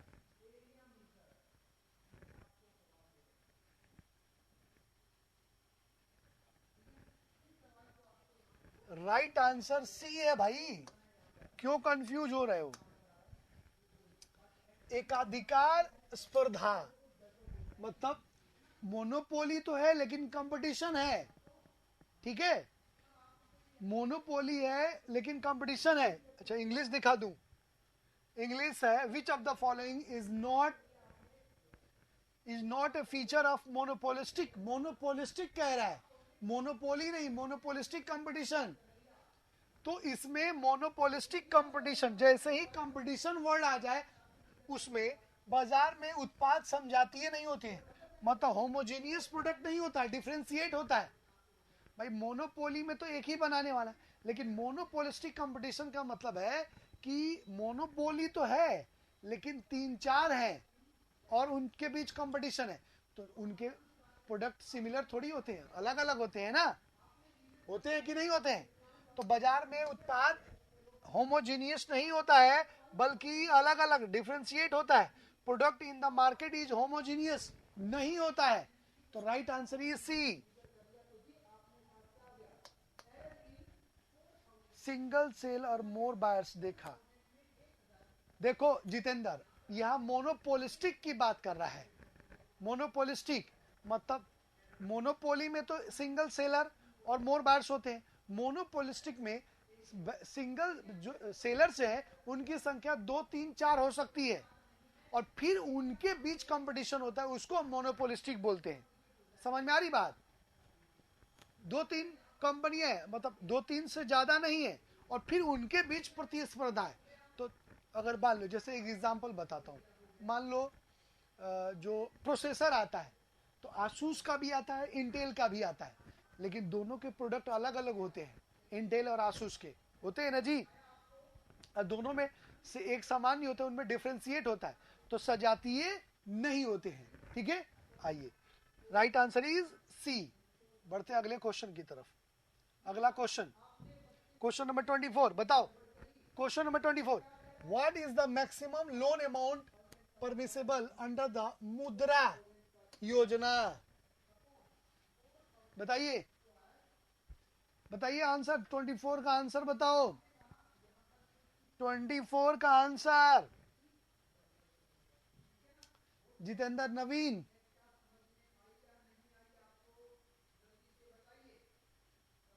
बताओ नवीन,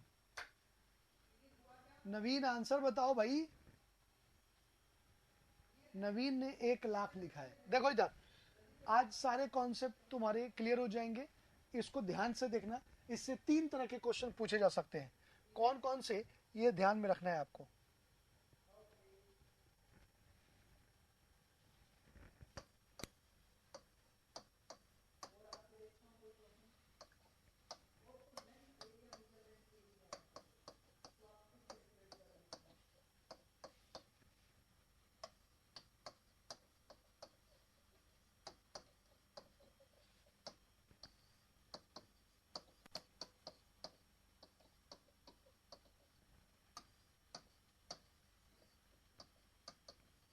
पहला क्वेश्चन तो इसका फुल फॉर्म पूछ सकता है, micro unit development refinance agency, मुद्रा योजना का फुल फॉर्म है बॉस, ठीक है?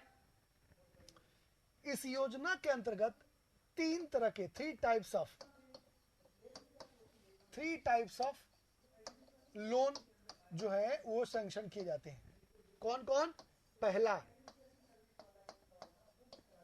शिशु, किशोर और तरुण। ये हिंदी इंग्लिश एक ही है भाई, शिशु, किशोर और तरुण। शिशु में जो अमाउंट सैंक्शन किया जाएगा वो है 0 से 50,000, 50,000, इसके अंदर अगर लोन मिलेगा। किशोर में आपको 50,000 से 5 लाख मिलेंगे और तरुण में 5 लाख से आपको 10 लाख रुपीज मिलेंगे, ठीक है? तो मैक्सिमम कितना हुआ? कितना हुआ भाई नवीन? मैक्सिमम, अरे समझ में आ रहा है या नहीं? साफ दिख रहा है तुम लोगों को? जितेंद्र 5 लाख, 5 लाख कैसे जितेंद्र? मैंने कहा कि मुद्रा योजना के तहत मैक्सिमम लोन पूछ रहा ये, बिल्कुल 10 लाख हुए ना भाई। देखो इससे 3 तरह के क्वेश्चन पूछे गए हैं एग्जाम में। कई जगह तो इसका फुल फॉर्म पूछ लिया है इस मुद्रा योजना का। उसके बाद कितने टाइप्स का ये लोन दिया जाता है मुद्रा योजना, तो शिशु, किशोर और तरुण। शिशु का मतलब बच्चा, मतलब कॉटेज इंडस्ट्रीज के लिए 50,000 तक का, जो घर में ही 2 4 5 लोग सिलाई बिनाई कढ़ाई करते हैं। उसके बाद स्मॉल, छोटे जो कुटीर उद्योग हैं, छोटे उद्योगों के लिए 5 लाख तक का लोन देगी। और उनसे बड़े उद्योगों के लिए, लघु उद्योगों के लिए तरुण योजना के तहत 10 लाख तक का लोन देगी। ठीक है, विदाउट एनी गारंटी, और रेट ऑफ इंटरेस्ट भी बहुत कम मिलता है। किसी भी बैंक से आप जाके ये लोन ले सकते हैं। ठीक है, मुद्रा योजना, और बड़े पैमाने पर लोगों ने इस मुद्रा योजना के तहत लोन लिया है। ठीक है, तो यहाँ पर अगर आप पूछे तो 3 में शिशु, किशोर और तरुण मैक्सिमम 10 लाख का है, और मिनिमम आप देखेंगे 0 से 50,000 के बीच में। क्लियर हुआ? क्लियर हो गया जी? हो गया क्लियर? अरे हाँ या ना, रिप्लाई करो जल्दी। पक्का यहाँ पर क्लियर हो गया? नवीन, ओके ओके, चलिए बढ़ते हैं अगले क्वेश्चन की तरफ। ये हो गए क्वेश्चन नंबर 24। 24 का आंसर डी, 10 लाख। क्लियर? चलिए बढ़ते हैं, चलिए बढ़ते हैं अब अगले क्वेश्चन की तरफ। अगला क्वेश्चन क्या रहा है? Question number 25। As per a latest classification of countries by the World Bank, India now belong to which of the following categories? ये एग्जाम में पूछा हुआ क्वेश्चन है, बताइए आंसर। हिंदी दिखाता हूं मैं आपको, हिंदी इसका। विश्व बैंक द्वारा किए गए देशों के नवीनतम वर्गीकरण के अनुसार भारत वर्तमान में किस श्रेणी से संबंधित है? बताइए आंसर इसका, बताओ जल्दी, तब तक मैं पानी पी लेता हूं। नवीन और जितेंद्र,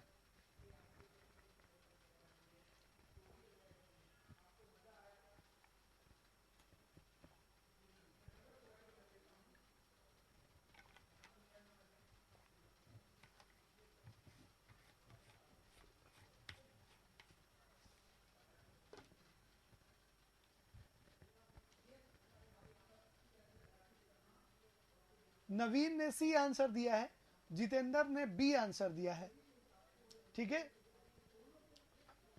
आइए इसको थोड़ा समझते हैं, ये क्या डेवलपमेंट है। देखो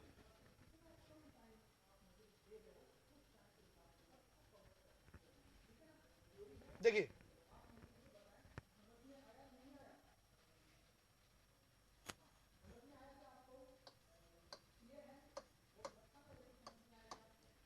जो अभी क्वेश्चन है वो नहीं पूछ के ये पूछ सकता है, ध्यान रखिएगा। पी,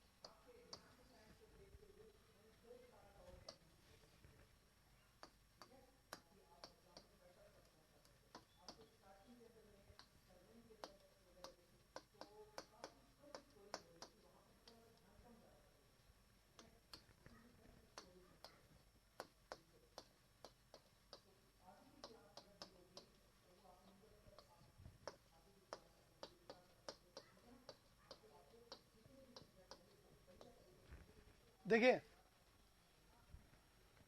बिल्कुल जितेंद्र, इस ट्रिपल पी का एक और मतलब होता है, इसको हम बोलते हैं पब्लिक प्राइवेट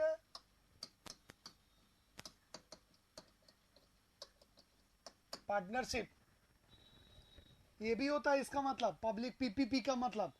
लेकिन इसमें डिफरेंस, दोनों में डिफरेंस है। क्या डिफरेंस है मालूम है? इसका नाम सुना है आप लोगों ने पहले कभी? सुना है जितेंद्र, रजनीश, नवीन? नो। तो आज समझ लो, ये मान लो ये पूछ लिया, ये पूछ ले तो फिर अपना काम खराब हो जाएगा। देखिए, पहले आप देखेंगे कि पहले दो तरह की कंट्री एग्जिस्ट कर रही थी पूरे वर्ल्ड में, जो नॉर्मली अपन लोग जानते हैं। जैसे अपन लोग बचपन से ही कह रहे हैं, अपन लोग कहते थे अपने आप को क्या, तो India is a developing country बोलते हैं ना जी, बचपन से ही पढ़ रहे हैं। भारत एक विकासशील देश है, भारत एक विकासशील देश है। स्कूल में, कॉलेज में, दोस्तों में, आपस में जहां भी बात करते हैं वहां पर यही बात करते हैं कि India is a developing country, Bharat एक विकासशील देश है। अब आप देखेंगे कि दो तरह के देश होते हैं, या तो डेवलप्ड है या डेवलपिंग है। तो डेवलपिंग को अंडर डेवलपिंग भी कहते हैं लोग। तो डेवलप्ड है या अंडर डेवलप या डेवलपिंग है। तो जो विकसित है उन देशों का तो पता है कि इंफ्रास्ट्रक्चर अच्छा है, पर कैपिटा इनकम अच्छी है, उसके बाद स्टैंडर्ड ऑफ लिविंग अच्छी है, उसके बाद नेशनल इनकम अच्छी है, ठीक है, उनका सब कुछ अच्छा है। डेवलपिंग कंट्री में इन सारी चीज़ों में कमी होती है, lack of infrastructure, lower national income, lower per capita income, ठीक है, ट्राई टू बेसिक नीड्स, अपनी न्यूनतम आवश्यकताओं की पूर्ति का प्रयास करते हैं, और उसके बाद एजुकेशन लेवल भी बहुत नीचे होता है। तो अब वर्ल्ड बैंक ने एक नया क्राइटेरिया डिसाइड किया जिसके आधार पर किसी भी देश की इकोनॉमी को एग्जामिन किया जा सकता है या समझा जा सकता है कि वो देश किस कैटेगरी का है, किस श्रेणी का है। तो अब डेवलप्ड या डेवलपिंग के आधार पर डिसाइड करने की बजाय उन्होंने एक नया पैरामीटर शुरू किया जिसका नाम है ट्रिपल पी। ट्रिपल पी का मतलब पब्लिक प्राइवेट पार्टनरशिप नहीं, इसका मतलब है परचेजिंग पावर पैरिटी, हिंदी में बोलते हैं क्रय शक्ति क्षमता। ठीक है, अब इसका मतलब क्या जी, क्रय शक्ति क्षमता? तो क्रय का मतलब होता है खरीदने की क्षमता, खरीदने, क्रय का मतलब खरीदना, और शक्ति, खरीदने की शक्ति, और क्षमता मतलब किसी भी कंट्री में वहां के लोगों की परचेजिंग कैपेसिटी क्या है, और जो परचेजिंग कैपेसिटी है उसके आधार पर उस देश की इकोनॉमी को हम इवेल्युएट कर सकते हैं कि वो लोअर है, अपर है, मिडिल है, या क्या है। ठीक है, तो इस ट्रिपल पी के आधार पर भारत की इकोनॉमी को जो डिसाइड किया गया, उन्होंने मेजर किया तो पता चला लोअर मिडिल इनकम, निम्न मध्यम वर्गीय आय वाला देश है। अब तुम कहोगे कि ये सर कैसे डिसाइड होगा? तो मान लो कि एग्जांपल बताता हूं कि अभी तुम मार्केट में घर से बाहर निकलो और जाओ दुकान में और कहो कि मेरे को 10,000 रुपये की एक जीन्स चाहिए या 10,000 का शर्ट। आप अपने घर से लेके पूरा मार्केट घूम लेंगे, बड़े शहरों में भी, कुछ मेट्रोपॉलिटन सिटी को अगर हम छोड़ दें तो बाकी शहरों में आपको 10,000 का जीन्स नहीं मिलेगा, और मिलेगा भी तो बहुत गिने चुने हुए दुकानों में मिलेगा। लेकिन वहीं पर अगर आप 500 रुपये की चीज़ ढूंढो, 500 से लेकर 2,500 तक की चीज़, तो आपको हर दुकान में उस रेंज के गुड्स अवेलेबल हो जाएंगे, मिल जाएंगे आपको। ठीक है, क्यों? क्योंकि हमारी जो इनकम है उस इनकम के अकॉर्डिंग हम 500 से 2,500 के बीच की ही चीज़ खरीद सकते हैं, हम 10,000 की चीज़ नहीं खरीद सकते। तो हमारी इनकम के आधार पर हमारी परचेजिंग कैपेसिटी डिसाइड की गई, और जो हमारे देश की इनकम है वो है लोअर मिडिल इनकम, मतलब निम्न मध्यम वर्गीय की कैटेगरी में हम लोग शामिल है, जो 500 से 2,500 के बीच की आती है। समझ में आ रही बात? आई कि नहीं? तो इस ट्रिपल पी के आधार पर इस समय पूरे वर्ल्ड की इकोनॉमी को डिसाइड किया जाता है कि कौन सी इकोनॉमी किस कैटेगरी से बिलोंग करती है, किस कैटेगरी से आती है। क्लियर? तो इंडिया के रिगार्डिंग जो वर्ल्ड बैंक ने डिसाइड किया था वो था लोअर मिडिल इनकम, निम्न मध्यम वर्गीय आय वाला देश है भारत। आई बात समझ में? अरे आई कि नहीं आई? इज दैट क्लियर और नॉट? आंसर दो भाई, हाँ या ना में रिप्लाई करो जल्दी। समझ में आया कि नहीं? जितेंद्र, रजनीश, नवीन, समझ में आया? नवीन, नवीन और रजनीश, नहीं समझ में आया? रजनीश, रजनीश आपको समझ में नहीं आया? आ गया। और नवीन को नवीन, नवीन कहां चलेगा भाई? चलिए, तो ये हमें ध्यान में रखना है। अच्छा, अब इसी ट्रिपल पी का मतलब ये भी होता है पब्लिक प्राइवेट पार्टनरशिप, ठीक है, पब्लिक सार्वजनिक निजी सहभागिता। तो आप देखेंगे इस समय हमारे देश में ऑलमोस्ट हमारे इंडिया में गवर्नमेंट हर क्षेत्र में डेवलपमेंट नहीं कर पा रही है। तो उस कंडीशन में कई सेक्टर्स के डेवलपमेंट में गवर्नमेंट प्राइवेट सेक्टर्स को अपने साथ जोड़ के और उन सेक्टर्स का डेवलपमेंट कर रही है, ठीक है। चाहे वो इलेक्ट्रिफिकेशन हो, चाहे वो रोड ट्रांसपोर्टेशन हो, चाहे रेल ट्रांसपोर्टेशन हो, एयर ट्रांसपोर्टेशन हो, ठीक है। अलग अलग फील्ड में जिन क्षेत्रों में अकेले गवर्नमेंट फंड नहीं कर पाएगी और नहीं डेवलपमेंट कर पाएगी, तो डेवलपमेंट के लिए गवर्नमेंट ने ट्रिपल पी मॉडल शुरू किया है, ठीक है। इस ट्रिपल पी मॉडल के थ्रू गवर्नमेंट और प्राइवेट सेक्टर दोनों ही मिलकर साथ में काम कर रहे हैं, दोनों के इन्वेस्टमेंट्स हैं और उन क्षेत्रों का डेवलपमेंट किया जा रहा है। तो उसको अपन बोलते हैं पब्लिक प्राइवेट पार्टनरशिप। तो ये दोनों ही ध्यान रखना है आपने को, पब्लिक प्राइवेट पार्टनरशिप और परचेजिंग पावर पैरिटी। क्लियर? चलिए, ये हो गया। अब बढ़ते हैं हम अगले क्वेश्चन की तरफ, ठीक है। तो राइट आंसर इसका कौन सा हुआ जी? निम्न मध्यम वर्गीय, लोअर मिडिल इनकम वाला देश है, ठीक है। आइए बढ़ते हैं अगले क्वेश्चन की तरफ। अगला question, when workers move from one job to another job is known as. Hindi में जब एक श्रमिक नौकरी से दूसरी नौकरी की ओर जाते हैं तो उसे किस नाम से जाना जाता है या उसे क्या कहते हैं? बताइए। कल मैंने तुम लोगों को अनएम्प्लॉयमेंट के बारे में बताया है, बताओ आंसर इसका। नवीन, जितेंद्र, रजनीश, आंसर बताइए।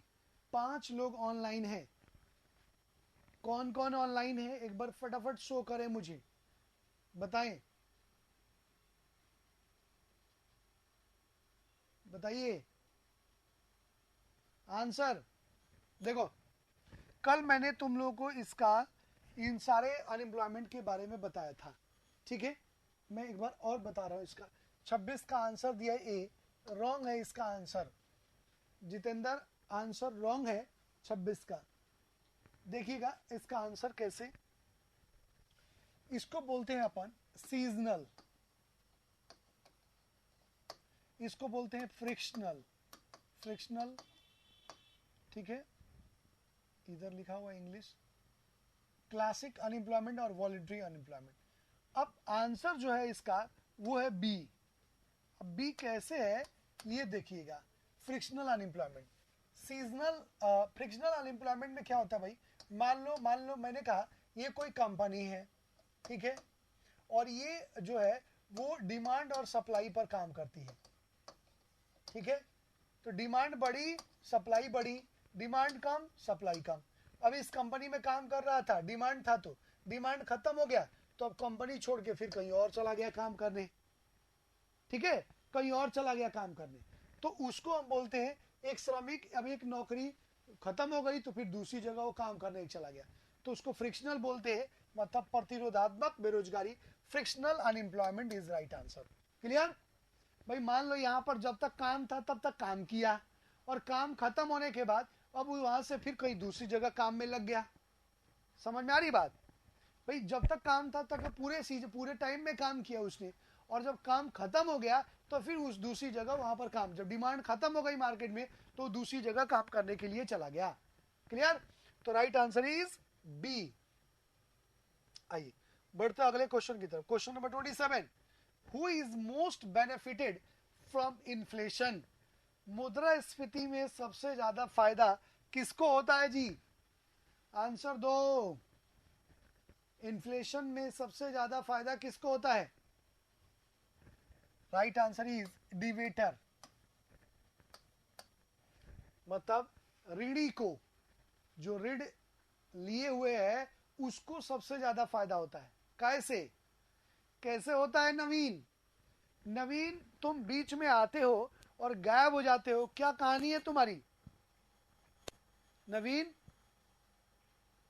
नवीन आंसर दो मेरे सवालों का।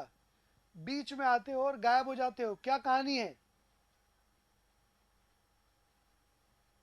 अभी 6 लोग ऑनलाइन मुझे शो हो रहे हैं और सिर्फ 3 लोग ही रिप्लाई कर रहे हैं। चलिए देखिए इन्फ्लेशन में कैसे बेनिफिट होता है। ओके ओके, इन्फ्लेशन, मुद्रास्फीति, इसको समझने के बाद ही आप समझ पाएंगे कि इसका ये क्यों जो डेब्टर होता है उसको बेनिफिट मिलता है। आपको मालूम है नवीन, जितेंद्र, रजनीश, नहीं मालूम है? चलिए आइए इसको थोड़ा सा समझते हैं इन्फ्लेशन के बारे में। देखो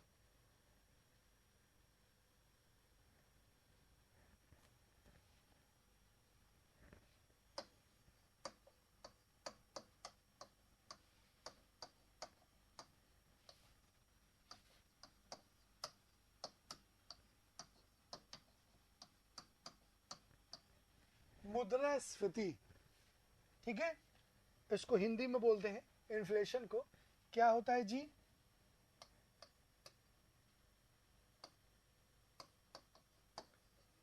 फ्लो ऑफ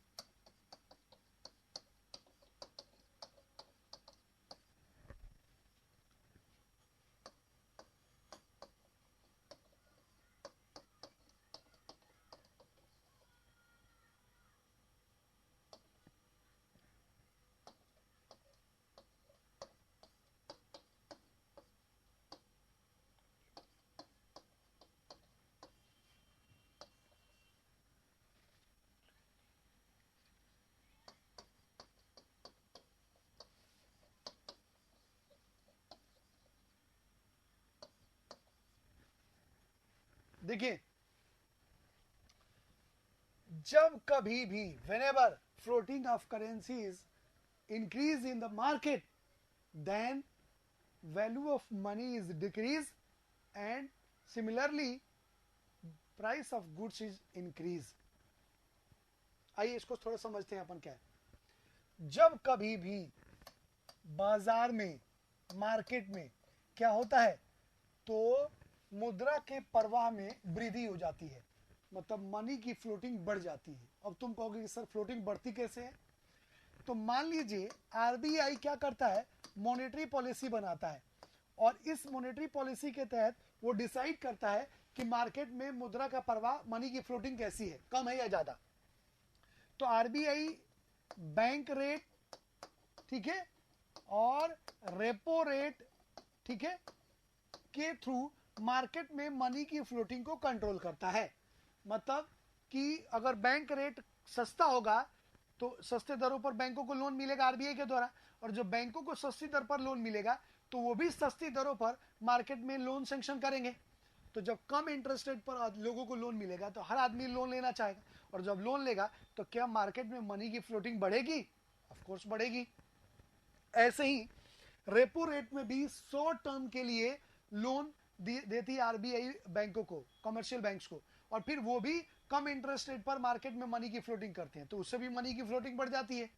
तो अगर रेट ऑफ इंटरेस्ट कम करके आरबीआई बैंकों को लोन देगी तो फिर मार्केट में भी कम इंटरेस्ट रेट पर मनी की फ्लोटिंग होगी। इससे क्या होगा, तो फ्लोटिंग ऑफ करेंसी जो है वो बढ़ जाएगी मार्केट में। तो जैसे ही मार्केट में मुद्रा का प्रवाह बढ़ता है उस कंडीशन में हमें ये दो चीजें इकोनॉमी में, अपने अर्थव्यवस्था में देखने को मिलता है। क्या? तो पैसा जैसे ही ज्यादा आता है तो रुपये की वैल्यू जो कम हो जाती है और उसके पैरेलल गुड्स की प्राइस जो है वो बढ़ जाती है। जैसे एग्जांपल बताता हूं, आप देखेंगे आज से तुम लोग जब बचपन में स्कूल जाते थे तो 1 रुपये की कितनी वैल्यू होती थी? होती थी ना, क्योंकि लोगों की इनकम कम थी। तो पैसा मार्केट में कम था तो 1-1 रुपये की वैल्यू होती थी। और आज मार्केट में इतनी मनी आ गई है, लेकिन आज अगर आप 10 रुपये, आज के बच्चों को 1 रुपये दो तो वो कभी स्कूल ही नहीं जाएगा, कम से कम 10 रुपये चाहिए। तो इतनी करेंसी की फ्लोटिंग हो गई कि आज रुपये की वैल्यू बिल्कुल ही गिर गई, कम हो गई। आज के डेट में 100 रुपये 500 रुपये का कोई वैल्यू नहीं है।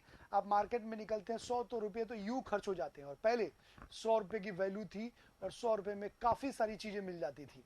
ठीक है, तो जैसे ही मार्केट में मनी की फ्लोटिंग ज्यादा आती है, रुपये की वैल्यू कम हो जाती है, और उसके पैरेलल आप देखेंगे गुड्स ऑफ प्राइस जो है वो इंक्रीज हो जाती है। तो आप देखेंगे कि इससे जो प्रोड्यूसर जो मैन्युफैक्चरर है उसको थोड़ा बेनिफिट मिलता है कि बढ़ी हुई कीमत पर उसको जो उसके सामान बिकते हैं। लेकिन अगर ये ज़्यादा रेट बढ़ जाता है तो उसको नुकसान होता है। लेकिन सबसे ज़्यादा फायदा जो कर्ज लेने वाला है उसको होता है। कैसे? तो भाई जब उसने लिए थे उस समय रुपये की वैल्यू थी, अब वैल्यू ही नहीं है। तो जब वैल्यू नहीं है तो आराम से उसका आनंद ले सकता है और चुका भी सकता है। लाइट चली गई।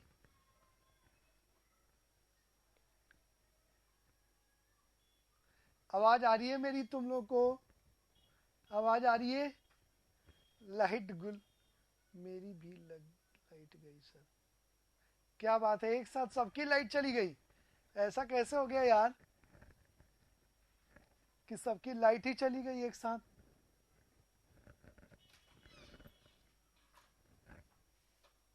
क्या करें, चल रहा है।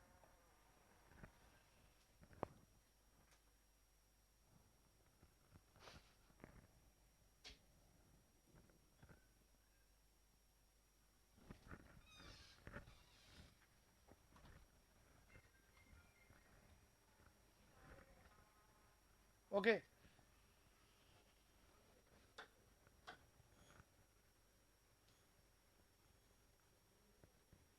नवीन क्लियर हो गया जी?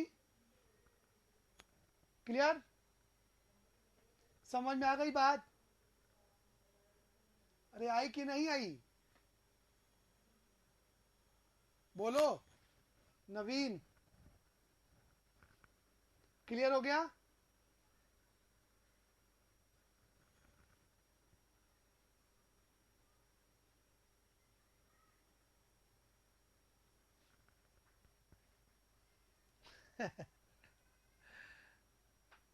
नवीन ओके,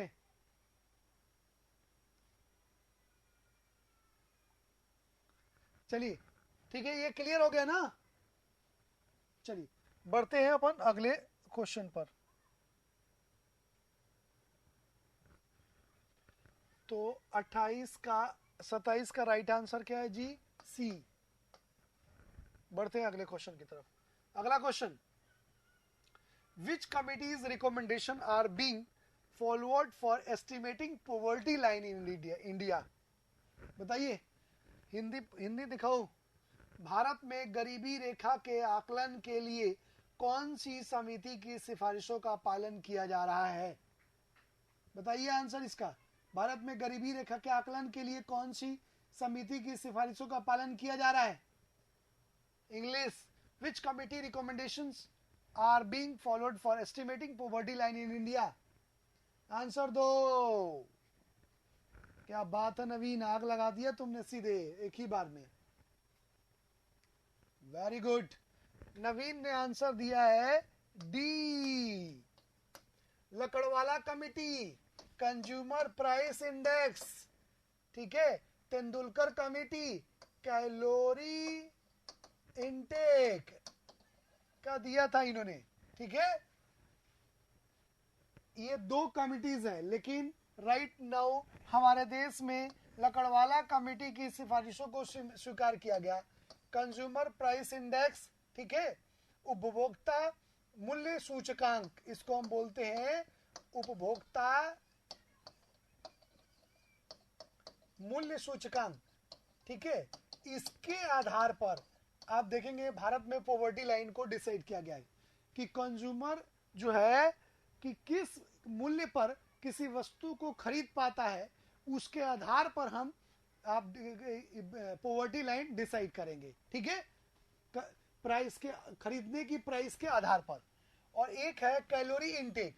तो सुरेश तेंदुलकर कमेटी ने कैलोरी इनटेक का आधार बताया, जिसमें गांव के लिए, विलेज और सिटी के लिए दो अलग अलग बताए। विलेज के लिए बताया 2400 कैलोरी और सिटी के लिए बताया 2100 कैलोरी। ये कहते हैं कि उपभोक्ता के खरीदने के आधार, मूल्य के आधार पर नहीं, बल्कि कौन कितना कैलोरी कंज्यूम करता है, खाता है, उसके आधार पर। तो कहा कि गांव के लोग हार्डवर्क ज्यादा करते हैं तो उनको 2400 कैलोरी चाहिए भोजन, और शहर के लोग मेंटल वर्क करते हैं, मेंटल वर्क करते हैं तो उनको कम कैलोरी की नीड है। तो उन्होंने कहा कि शहरों में अगर 2100 कैलोरी से कोई ज्यादा लेता है तो वो है एपीएल, एबव पॉवर्टी लाइन, और अगर उससे कम लेता है तो वो है बीपीएल। और गांव में 2400 कैलोरी से ज्यादा लेने वाले को एपीएल और इससे कम लेने वाले को बीपीएल। तो ये कैलोरी इंटेक है, और ये है उपभोक्ता मूल्य सूचकांक। उपभोक्ता किस प्राइस पर किसी वस्तु को खरीद पाता है और कंज्यूम कर पाता है, उसके आधार पर डिसाइड किया गया। ठीक है, तो ये सीपीआई जो है वो कैलोरी, यहाँ पर एस्टिमेटेड पॉवर्टी लाइन है। Right answer is Lakdawala committee. ठीक है, चलिए बढ़ते हैं अगले क्वेश्चन की तरफ। अगला क्वेश्चन नंबर 29, बताइए answer. When was the decimal system of currency introduce in India? बताइए, हिंदी इसका दिखाऊं। भारत में मुद्रा की दशमलव प्रणाली कब अपनाई गई? आप देखेंगे पहले 1 आना, 2 आना, 3 आना, 4 आना होता था।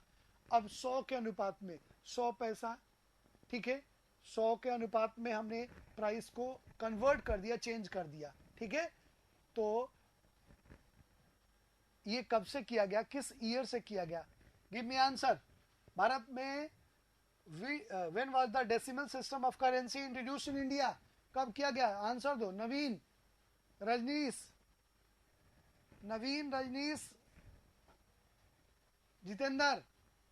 Right answer is 57। 1957 से ये प्रोसेस शुरू हुआ, और 1957 में ही भारत में ये डेसिमल सिस्टम करेंसी में इंट्रोड्यूस किया गया, जिसमें 100 पैसे का 1 रुपया, 100 रुपये का ये 100 का मल्टीप्लिकेशन शुरू हुआ, मल्टीप्लाई करके और उसको डिसाइड करने का। ठीक है, तो right answer is D, 1957। Clear? चलिए बढ़ते हैं अगले क्वेश्चन की तरफ। अगला question, in a period of inflation and price rise the supply of money. In period of inflation and price rise and supply of money, कह रहा है मुद्रास्फीति और कीमतों में वृद्धि की अवधि में धन की आपूर्ति में क्या होता है? बताइए आंसर। क्वेश्चन नंबर 30 का आंसर बताइए। ये अभी इसका आंसर मैंने तुम लोगों को बताया है, क्वेश्चन समझाया था पीछे। अगर उसको तुमने समझा है तो इसका आंसर आप आराम से दे पाएंगे। पीछे जो मैंने आपको समझाया था ये उसी का दूसरा रूप है। ये क्वेश्चन उसी क्वेश्चन का दूसरा रूप है। बताओ, नवीन ने बता दिया, जितेंद्र और रजनीश आप बताइए। जितेंद्र और रजनीश, ओहो क्या बात है, मतलब समझ गए यार तुम लोग हैं आज, तो तुम लोगों ने एकदम वो कर दिया। चलिए very good, right answer is a, increase. Increase होगा ना भाई, फ्लोटिंग ऑफ करेंसी जब मार्केट में बढ़ती है तो ही तो इन्फ्लेशन आता है। तो right answer is a, increase होगी, वृद्धि होगी। ठीक है, समझ में आ गया सबको? समझाने की जरूरत तो नहीं है, पीछे मैंने ऑलरेडी इसका एक्सप्लेनेशन दे दिया था। समझ में आ गया नवीन?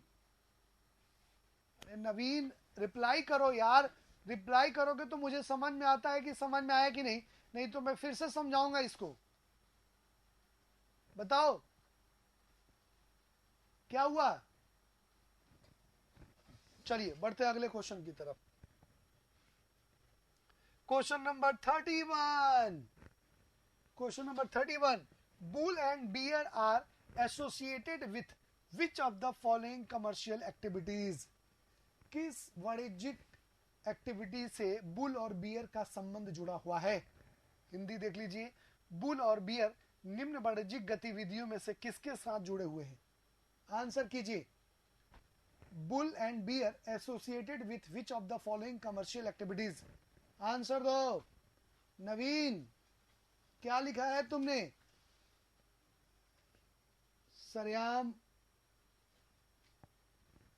शर्मा के, अरे क्या लिखते हो यार? एक साथ लिखोगे तो मुझे समझ में आएगा। ABCD आंसर कर दो ना, मुझे सीधे समझ में आएगा। तुम लोग फारसी में लिखते हो, मुझे नहीं समझ में आता। बिल्कुल right answer is share market. Bull और बियर ये दो वर्ड्स हैं बॉस, जो शेयर मार्केट से। बुल का मतलब क्या होता है? तो बुल का मतलब है कि अगर शेयर मार्केट्स में शेयर उछाल है, मतलब शेयर के रेट्स इंक्रीज हो रहे हैं, तो उसका कुछ साइन इस तरह से बनता है। और बियर अगर है तो वो कुछ साइन इस तरह से। तो बुल का मतलब सांड होता है, सांड ऐसे सर उठाए हुए होता है, और बियर भालू सर नीचे होता है। तो अगर सांड है, बुल है, तो इसका मतलब शेयर के रेट्स ऊपर बढ़ रहे हैं, और बियर है तो इसका मतलब सर नीचे है, इसका मतलब जो शेयर के मार्केट्स हैं वो कम हो रहे हैं। ठीक है, समझ में आई बात? तो it is related to share markets, और ये शेयर की प्राइस को डिनोट करता है, जिसमें बुल डिनोट करता है शेयर की प्राइस बढ़ रही है, इंक्रीज हो रही है, हाइक हो रही है, और बियर जो है वो शेयर की प्राइस को डिक्लाइन शो कर रहा है, मतलब नीचे जा रही है, कम हो रही है। ठीक है, क्लियर हुआ? अरे हुआ कि नहीं क्लियर? समझ में आ गया बुल और बियर का डिफिनेशन? क्लियर हो गया जी? हाँ या ना रिप्लाई करो भाई, हाँ या ना में रिप्लाई करो। ओके, चलिए बढ़ते हैं अगले क्वेश्चन की तरफ। अगला क्वेश्चन बताइए, question number 32। Who has been appointed as the chairman of 15th finance commission? 15वें वित्त आयोग के चेयरमैन कौन है? Who has been appointed as the chairman of 15th finance commission? 15वें वित्त आयोग के अध्यक्ष किसे नियुक्त किया गया है? बताइए, बताओ भाई जल्दी इसका आंसर फटाफट। जो लोग भी ऑनलाइन है वो सब आंसर दे जल्दी, तो मेरे को अच्छा भी लगता है और साथ में मैं समझ भी पाता हूं। चलो अब मुझे बताओ कि इनका टेन्योर क्या है, ऑपरेशनल ड्यूरेशन क्या है इनका? सबसे पहले तो राइट आंसर जो नवीन ने बताया वो सही है, N K Singh. N K Singh is right answer अभी तक। राइट नो, अभी थोड़ा सा इसके बारे में एक ओवरव्यू समझ लीजिए। मैं लिख देता हूं, आर्टिकल 280, उसके बाद division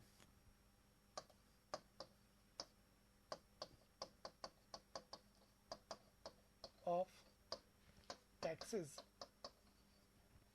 between centre and state. तीसरा point, chairman appointed by president. ठीक है, उसके बाद there are 15th finance commission right now. देखिए सारे फैक्ट्स आपको ध्यान में रखने हैं। पहला, हमारे कॉन्स्टिट्यूशन के आर्टिकल 280 में इस फाइनेंस कमीशन के फॉर्मेशन की बात की गई है। आर्टिकल 280 अनुच्छेद 280 में फाइनेंस कमीशन के फॉर्मेशन की बात की गई है। इसका काम क्या है जी? तो इसमें एक चेयरमैन और बाकी अदर मेंबर्स होते हैं। इसका काम क्या है? Division of taxes between central और स्टेट गवर्नमेंट।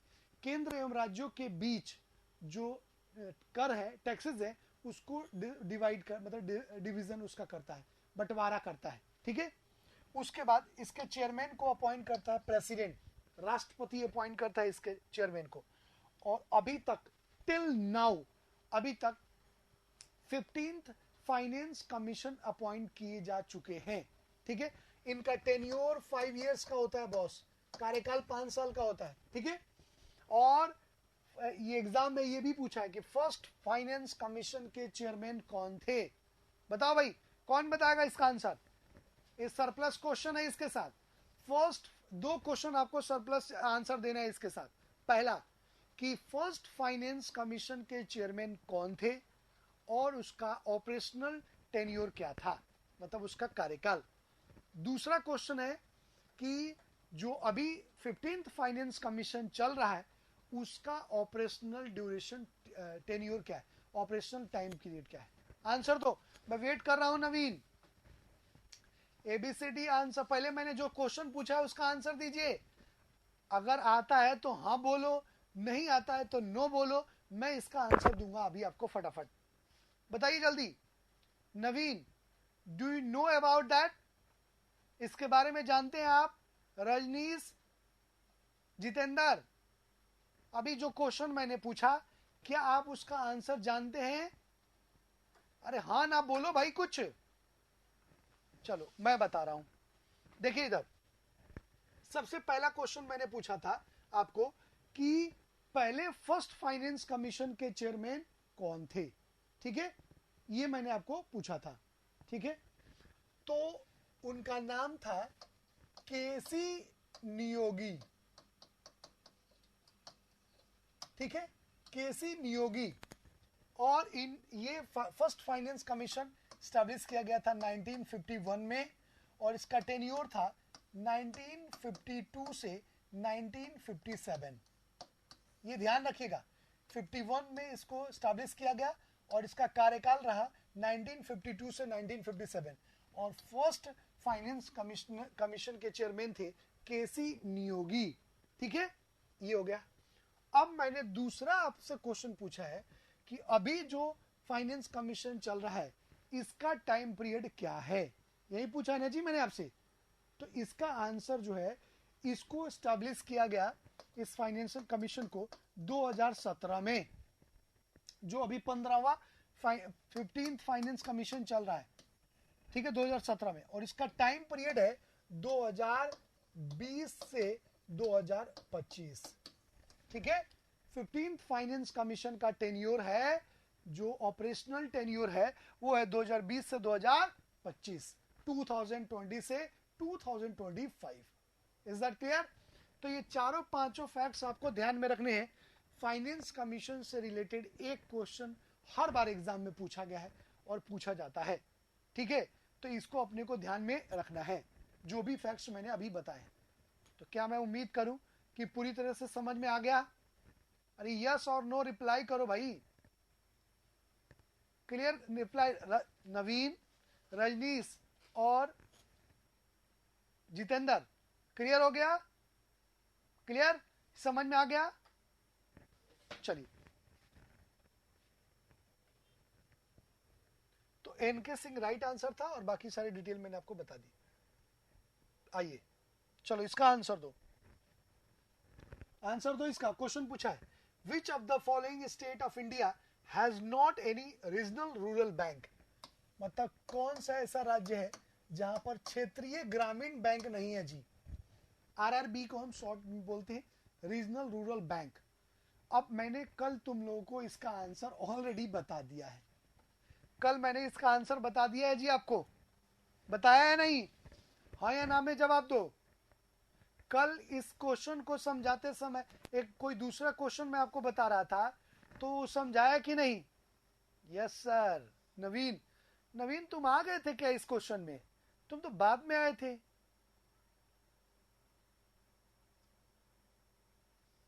चलिए, मैंने आपको बताया था सिक्किम और गोवा ये वो स्टेट है जहां पर आरआरबी नहीं है। इसके अलावा पूरे भारत में कि सभी राज्यों में आरआरबी का अस्तित्व है, ठीक है। अब धीरे धीरे आरआरबी को खत्म किया जा रहा है, ठीक है। तो right answer is a, Sikkim और गोवा, ये दो राज्य हैं जहां पर रीजनल रूरल बैंक नहीं है। वेरी गुड, बढ़ते अगले क्वेश्चन की तरफ। अगला question, question number 34, which among the following formulates physical policy. ये क्वेश्चन रिपीट हो गया ना यार। फिजिकल पॉलिसी नहीं, मॉनेटरी पॉलिसी था वो, एग्जैक्टली मॉनेटरी पॉलिसी। हिंदी बताऊं, कह रहा है निम्नलिखित में से कौन राजकोषीय नीति तैयार करता है। विच of the following formulates physical policy, बताइए आंसर। नवीन हिंदी में दिखा दिया मैंने, आंसर बताओ, गिव मी आंसर, बताइए। Who formulates physical policy? बताया था यार अभी, तुम लोगों को भूल जाते हो। देखो इधर,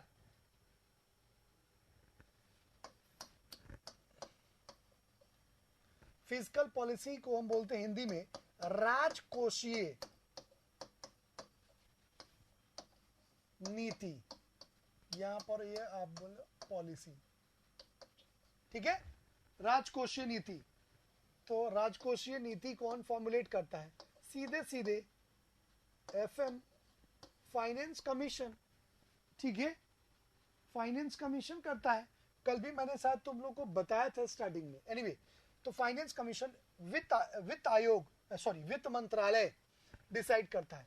तो आपको मैंने बताया था कि इस फॉर्मेशन, इसमें क्या होता है जी, तो रेवेन्यू और एक्सपेंडिचर के रिगार्डिंग बात की जाती है कि कहाँ कहाँ से कितना रेवेन्यू जनरेट करेंगे और किन किन सोर्सेज पर, किन किन क्षेत्रों में, सेक्टर्स में हमें इन्वेस्ट एक्सपेंडिचर करने हैं। तो ये दोनों ही डिसाइड करता है फाइनेंस मिनिस्टर, वित्त मंत्रालय।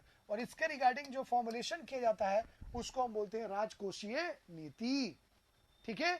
मतलब खजाने में कितना रेवेन्यू कहाँ कहाँ से हमें जनरेट करना है और किन किन सेक्टर्स में हमें एक्सपेंडिचर करना है, उसके रिगार्डिंग जो पॉलिसी फॉर्म की जाती है उसको हम बोलते हैं फिजिकल पॉलिसी।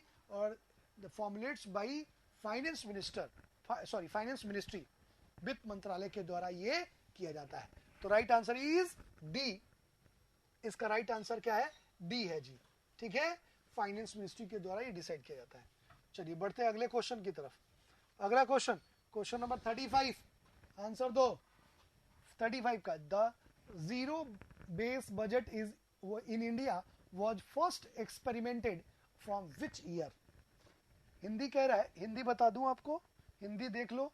भारत में शून्य आधारित बजट किस वर्ष पहली बार प्रयोग किया गया था?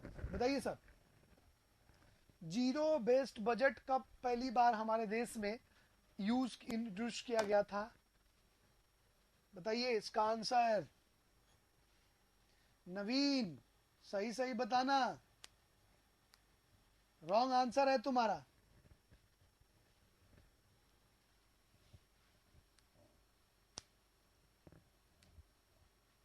चलिए देखो, राइट आंसर जो है इसका वो है ए। ए भी नहीं है। 1983 में पहली बार जीरो बेस्ड बजट इंट्रोड्यूस किया गया था, पहली बार, ठीक है। जीरो बेस्ड बजट, बजट्स के टाइप्स जानते हैं आप? इसका जीरो बेस्ड बजट का मतलब समझते हैं क्या होता है? समझते हो नवीन? यस और नो बोलो। नो, आइए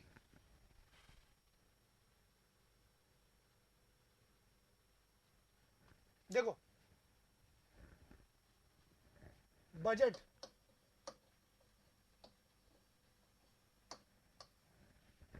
सबसे पहले मैं टाइप्स बताता हूं, पहले अपने क्वेश्चंस का आंसर, फिर बजट के रिगार्डिंग कुछ और बातें मैं आपको बताऊंगा वर्बली।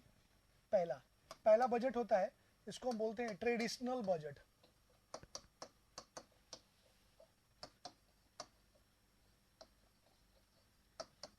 हिंदी में बोलते हैं परंपरागत बजट।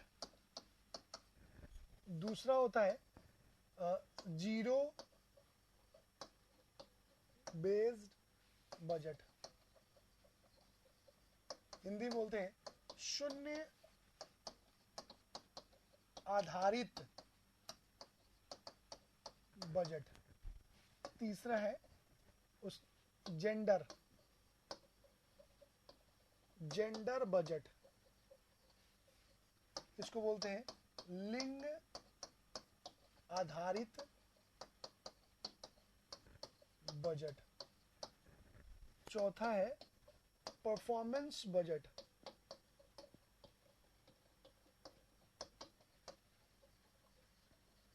इसको बोलते हैं हिंदी में निष्पादन बजट। पांचवा है, उसको बोलते हैं, पांचवे का परफॉर्मेंस बजट हो गया। उसके बाद इंटरीम बजट, इसको बोलते हैं अंतरिम बजट। ये बजट के कुछ टाइप्स हैं, ये आप ध्यान में रखिएगा। इनमें से कोई भी एग्जाम में ये हो सकता है पूछ ले इंटरिम बजट का। क्यों? क्योंकि अभी जब 2019 में इलेक्शन हुआ था तो उस साल, उस 2019 में फरवरी में इंटरिम बजट पेश किया गया था। क्यों? क्योंकि मई में इलेक्शन होने वाला था और इलेक्शन के बाद कोई भी गवर्नमेंट चेंज हो जाती, हो सकता है बीजेपी की जगह कांग्रेस आ जाती, तो इसलिए उस टाइम पीरियड में इंटरिम बजट पेश किया गया था। क्योंकि अगर मई के बाद, इलेक्शन के बाद कोई भी नई गवर्नमेंट आती तो फिर वो नया फ्रेश बजट पेश करती, तब तक के लिए इंटरिम बजट पेश किया गया था। इसका मतलब क्या होता है, एक बार इसको आप समझ लीजिए इन सभी बजट्स के टाइप के बारे में, ठीक है? इनके बारे में आप लोगों को पता है सबको? Do you know about that? पता है जी? नवीन, रजनीश, जितेंद्र, बताइए इन सभी बजट्स के बारे में आपको पता है? बोलो हाँ या ना। नहीं पता है? चलिए मैं एक बार ओवरव्यू देता हूं फटाफट। Traditional budget. ट्रेडिशनल बजट का मतलब होता है कि मान लीजिए कि एग्जीक्यूटिव बॉडी, मतलब एग्जीक्यूटिव बॉडी का मतलब फाइनेंस मिनिस्टर ने कोई बजट इंट्रोड्यूस किया पार्लियामेंट में, ठीक है, और पार्लियामेंट ने बिना किसी चेंज के उसको एज इट इज एक्सेप्ट कर लिया, उसमें कोई चेंज नहीं किया, ठीक है, जो उन्होंने बताया वो सही है, उसको हम बोलते हैं क्या? तो उसको हम बोलते हैं ट्रेडिशनल बजट, परंपरागत बजट, जिसमें इनकम और एक्सपेंडिचर का एक डिटेल इंट्रोड्यूस किया पार्लियामेंट में, और पार्लियामेंट में लोकसभा ने उसको पूरी बहुमत से, मतलब सबने एग्री कर लिया कि ठीक है आपने जो बनाया वो सही है, तो उसको हम बोलते हैं ट्रेडिशनल बजट, परंपरागत बजट। क्लियर? दूसरा है बॉस जीरो बेस्ड बजट, शून्य आधारित बजट। इसका मतलब क्या होता है? मान लीजिए एफएम ने, फाइनेंस मिनिस्टर ने 15,000 करोड़ रुपए का बजट पेश किया, जिसमें एग्रीकल्चर, इंडस्ट्रीज, डिफेंस और अदर सेक्टर्स पर उन्होंने अमाउंट अलॉट किया, ठीक है। पार्लियामेंट ने इन जो बजट पेश किया गया था एग्जीक्यूटिव के द्वारा 15,000 करोड़ का, इसको कम करके वो कह रही है कि नहीं, एग्रीकल्चर पर जो आपने 500 करोड़ किया है उसको और कम, उसको ज्यादा करो, 600 करोड़, इंडस्ट्रीज पर 300 करोड़ और कम करो, डिफेंस पर आपने बहुत ज्यादा खर्च किया है इसको 400 करोड़ करो। मतलब कि एग्जीक्यूटिव बॉडी फाइनेंस मिनिस्टर के द्वारा पेश किए गए बजट को न मान के अपने द्वारा निर्धारित बजट, मतलब उसमें चेंजेस करा के तब उस बजट को अप्रूव करे, ऐसे बजट को हम जीरो बेस्ड बजट बोलते हैं, शून्य आधारित बजट। अर्थात फाइनेंस मिनिस्टर एग्जीक्यूटिव बॉडी के द्वारा जो बजट इंट्रोड्यूस किया गया उसको पार्लियामेंट में नहीं माना गया और उन्होंने अपने तरीके से उसको अगेन डिसाइड किया और फिर उसको अप्रूव किया, उसको हम बोलते हैं शून्य आधारित बजट। क्लियर? चलिए तीसरा बजट है जेंडर बजट, इसको हम लिंग आधारित बजट बोलते हैं। ये कॉन्सेप्ट ऑस्ट्रेलिया से लिया गया बॉस। ऑस्ट्रेलिया में इसको पहली बार 83 में पेश किया गया था, अपन ने 2004-5 में इसको अपने इंट्रोड्यूस किया था। ये क्या है? तो इसमें पहले क्या था कि women's and child welfare ministry थी, जिसमें विमेन्स और चाइल्ड दोनों के लिए अमाउंट अलॉट किया जाता था और दोनों के डेवलपमेंट पर काम होता था। लेकिन आप जानते हैं कि 91 के बाद विमेन एम्पावरमेंट को गवर्नमेंट ने प्रमोट करना शुरू किया, तो स्पेशली विमेन एम्पावरमेंट को प्रमोट करने के लिए जेंडर बजट का कॉन्सेप्ट लाया गया, जिसमें अलग से अमाउंट अलॉट किया जाएगा फॉर विमेन डेवलपमेंट के लिए, और उनमें उनको एजुकेशन, उनके एजुकेशन, हायर एजुकेशन, और अगर कोई स्टार्टअप शुरू करना चाहती है उसके लिए उनको फंडिंग की जाएगी और ऐसे लोगों को एम्पावर किया जाएगा। तो जेंडर बजट में अलग से महिलाओं के लिए अमाउंट अलॉट करना और उनके डेवलपमेंट की बात की गई, that is called gender budget. चौथा है परफॉर्मेंस बजट, इसको हिंदी में बोलते हैं निष्पादन बजट। इसका मतलब क्या होता है जी? तो मान लीजिए कि आपने जो पिछला बजट बनाया उस बजट को ध्यान में रख के, ध्यान में नहीं रख के, उस बजट, जो भी बजट आपने बनाया उसको 100% आप परफॉर्म करना चाहते हैं कि भाई जो जैसा मान लो टारगेट बनाया कि इस बार 5,000 करोड़ हमें रेवेन्यू जनरेट करने हैं, तो वो आपने किया। इन सेक्टर्स पर हमें इतना एक्सपेंडिचर करना है और उसको पूरी तरह से डेवलप करना है, उतना आपने किया। तो ऐसे बजट को हम परफॉर्मेंस बजट बोलते हैं। अर्थात जो भी गवर्नमेंट ने डिसाइड किया उसको पूरी तरह से परफॉर्म किया, 100% उसके टारगेट्स अचीव किए, उसको हम परफॉर्मेंस बजट बोलते हैं। और पांचवा है इंटरिम बजट, अंतरिम बजट ये क्या होता है जी? तो अंतरिम बजट 3 कंडीशंस में पेश किए जाते हैं। पहला कंडीशन कि मान लो कोई नेचुरल डिजास्टर आ गया, दूसरा मान लो कोई वॉर हो गया, और तीसरा कि इलेक्शन। ये 3-4 कंडीशंस होते हैं जिसमें इंटरिम बजट पेश करते हैं। कैसे? तो मान लो नेचुरल डिजास्टर आ गया, अब नेचुरल डिजास्टर में मास लेवल पर कोई फ्लड आ गया या सुनामी आ गई, अब आपको पैसा चाहिए उस सिचुएशन को मेंटेन करने के, मतलब उससे लोगों को रिहेबिलिटेट करने के लिए, तो पैसा कहाँ से? तो उस कंडीशन में गवर्नमेंट इंटरिम बजट इंट्रोड्यूस करती है और अमाउंट फंडिंग अमाउंट अलॉट करा के और उनको रिलीफ करने के लिए वो पैसा देती है। उस एक कंडीशन। दूसरा कंडीशन, मान लो पाकिस्तान या चाइना से वॉर हो गया और हमें पैसा चाहिए, तो उस कंडीशन में इंटरिम बजट इंट्रोड्यूस किया जाता है और फिर अलॉट करके पैसा उस सिचुएशन को पूरा किया जाता है। तीसरा, इलेक्शन। मान लीजिए इलेक्शन हुआ और नई सरकार बनेगी, 4 महीने का ड्यूरेशन है, तो उन 4 महीने के खर्चों के लिए हम इंटरिम बजट पेश करते हैं। फिर जो नई सरकार आएगी वो फ्रेश बजट पेश करेगी पूरे साल के लिए। तो यहाँ पर इंटरिम बजट में एक और खास बात ये है कि इसकी वैलिडिटी ओनली फॉर 6 मंथ्स होती है, और दूसरा कि इसमें इनकम नहीं, सिर्फ और सिर्फ एक्सपेंडिचर के बारे में मेंशन किया जाता है। ठीक है, ये 2 बातें आप ध्यान में रखिएगा इंटरिम बजट के रिगार्डिंग। तो ये है कुछ बजट के टाइप्स। एक और बजट है जिसको हम आउटकम बजट बोलते हैं। ठीक है, तो वो मैं आपको कल बताऊंगा। आज के लिए बस इतना ही। Thank you very much. मिलते हैं कल और आगे इस पर हम कुछ और नए क्वेश्चंस पर डिस्कस करेंगे। ठीक है, थैंक यू वेरी मच। अलविदा। Have a nice night.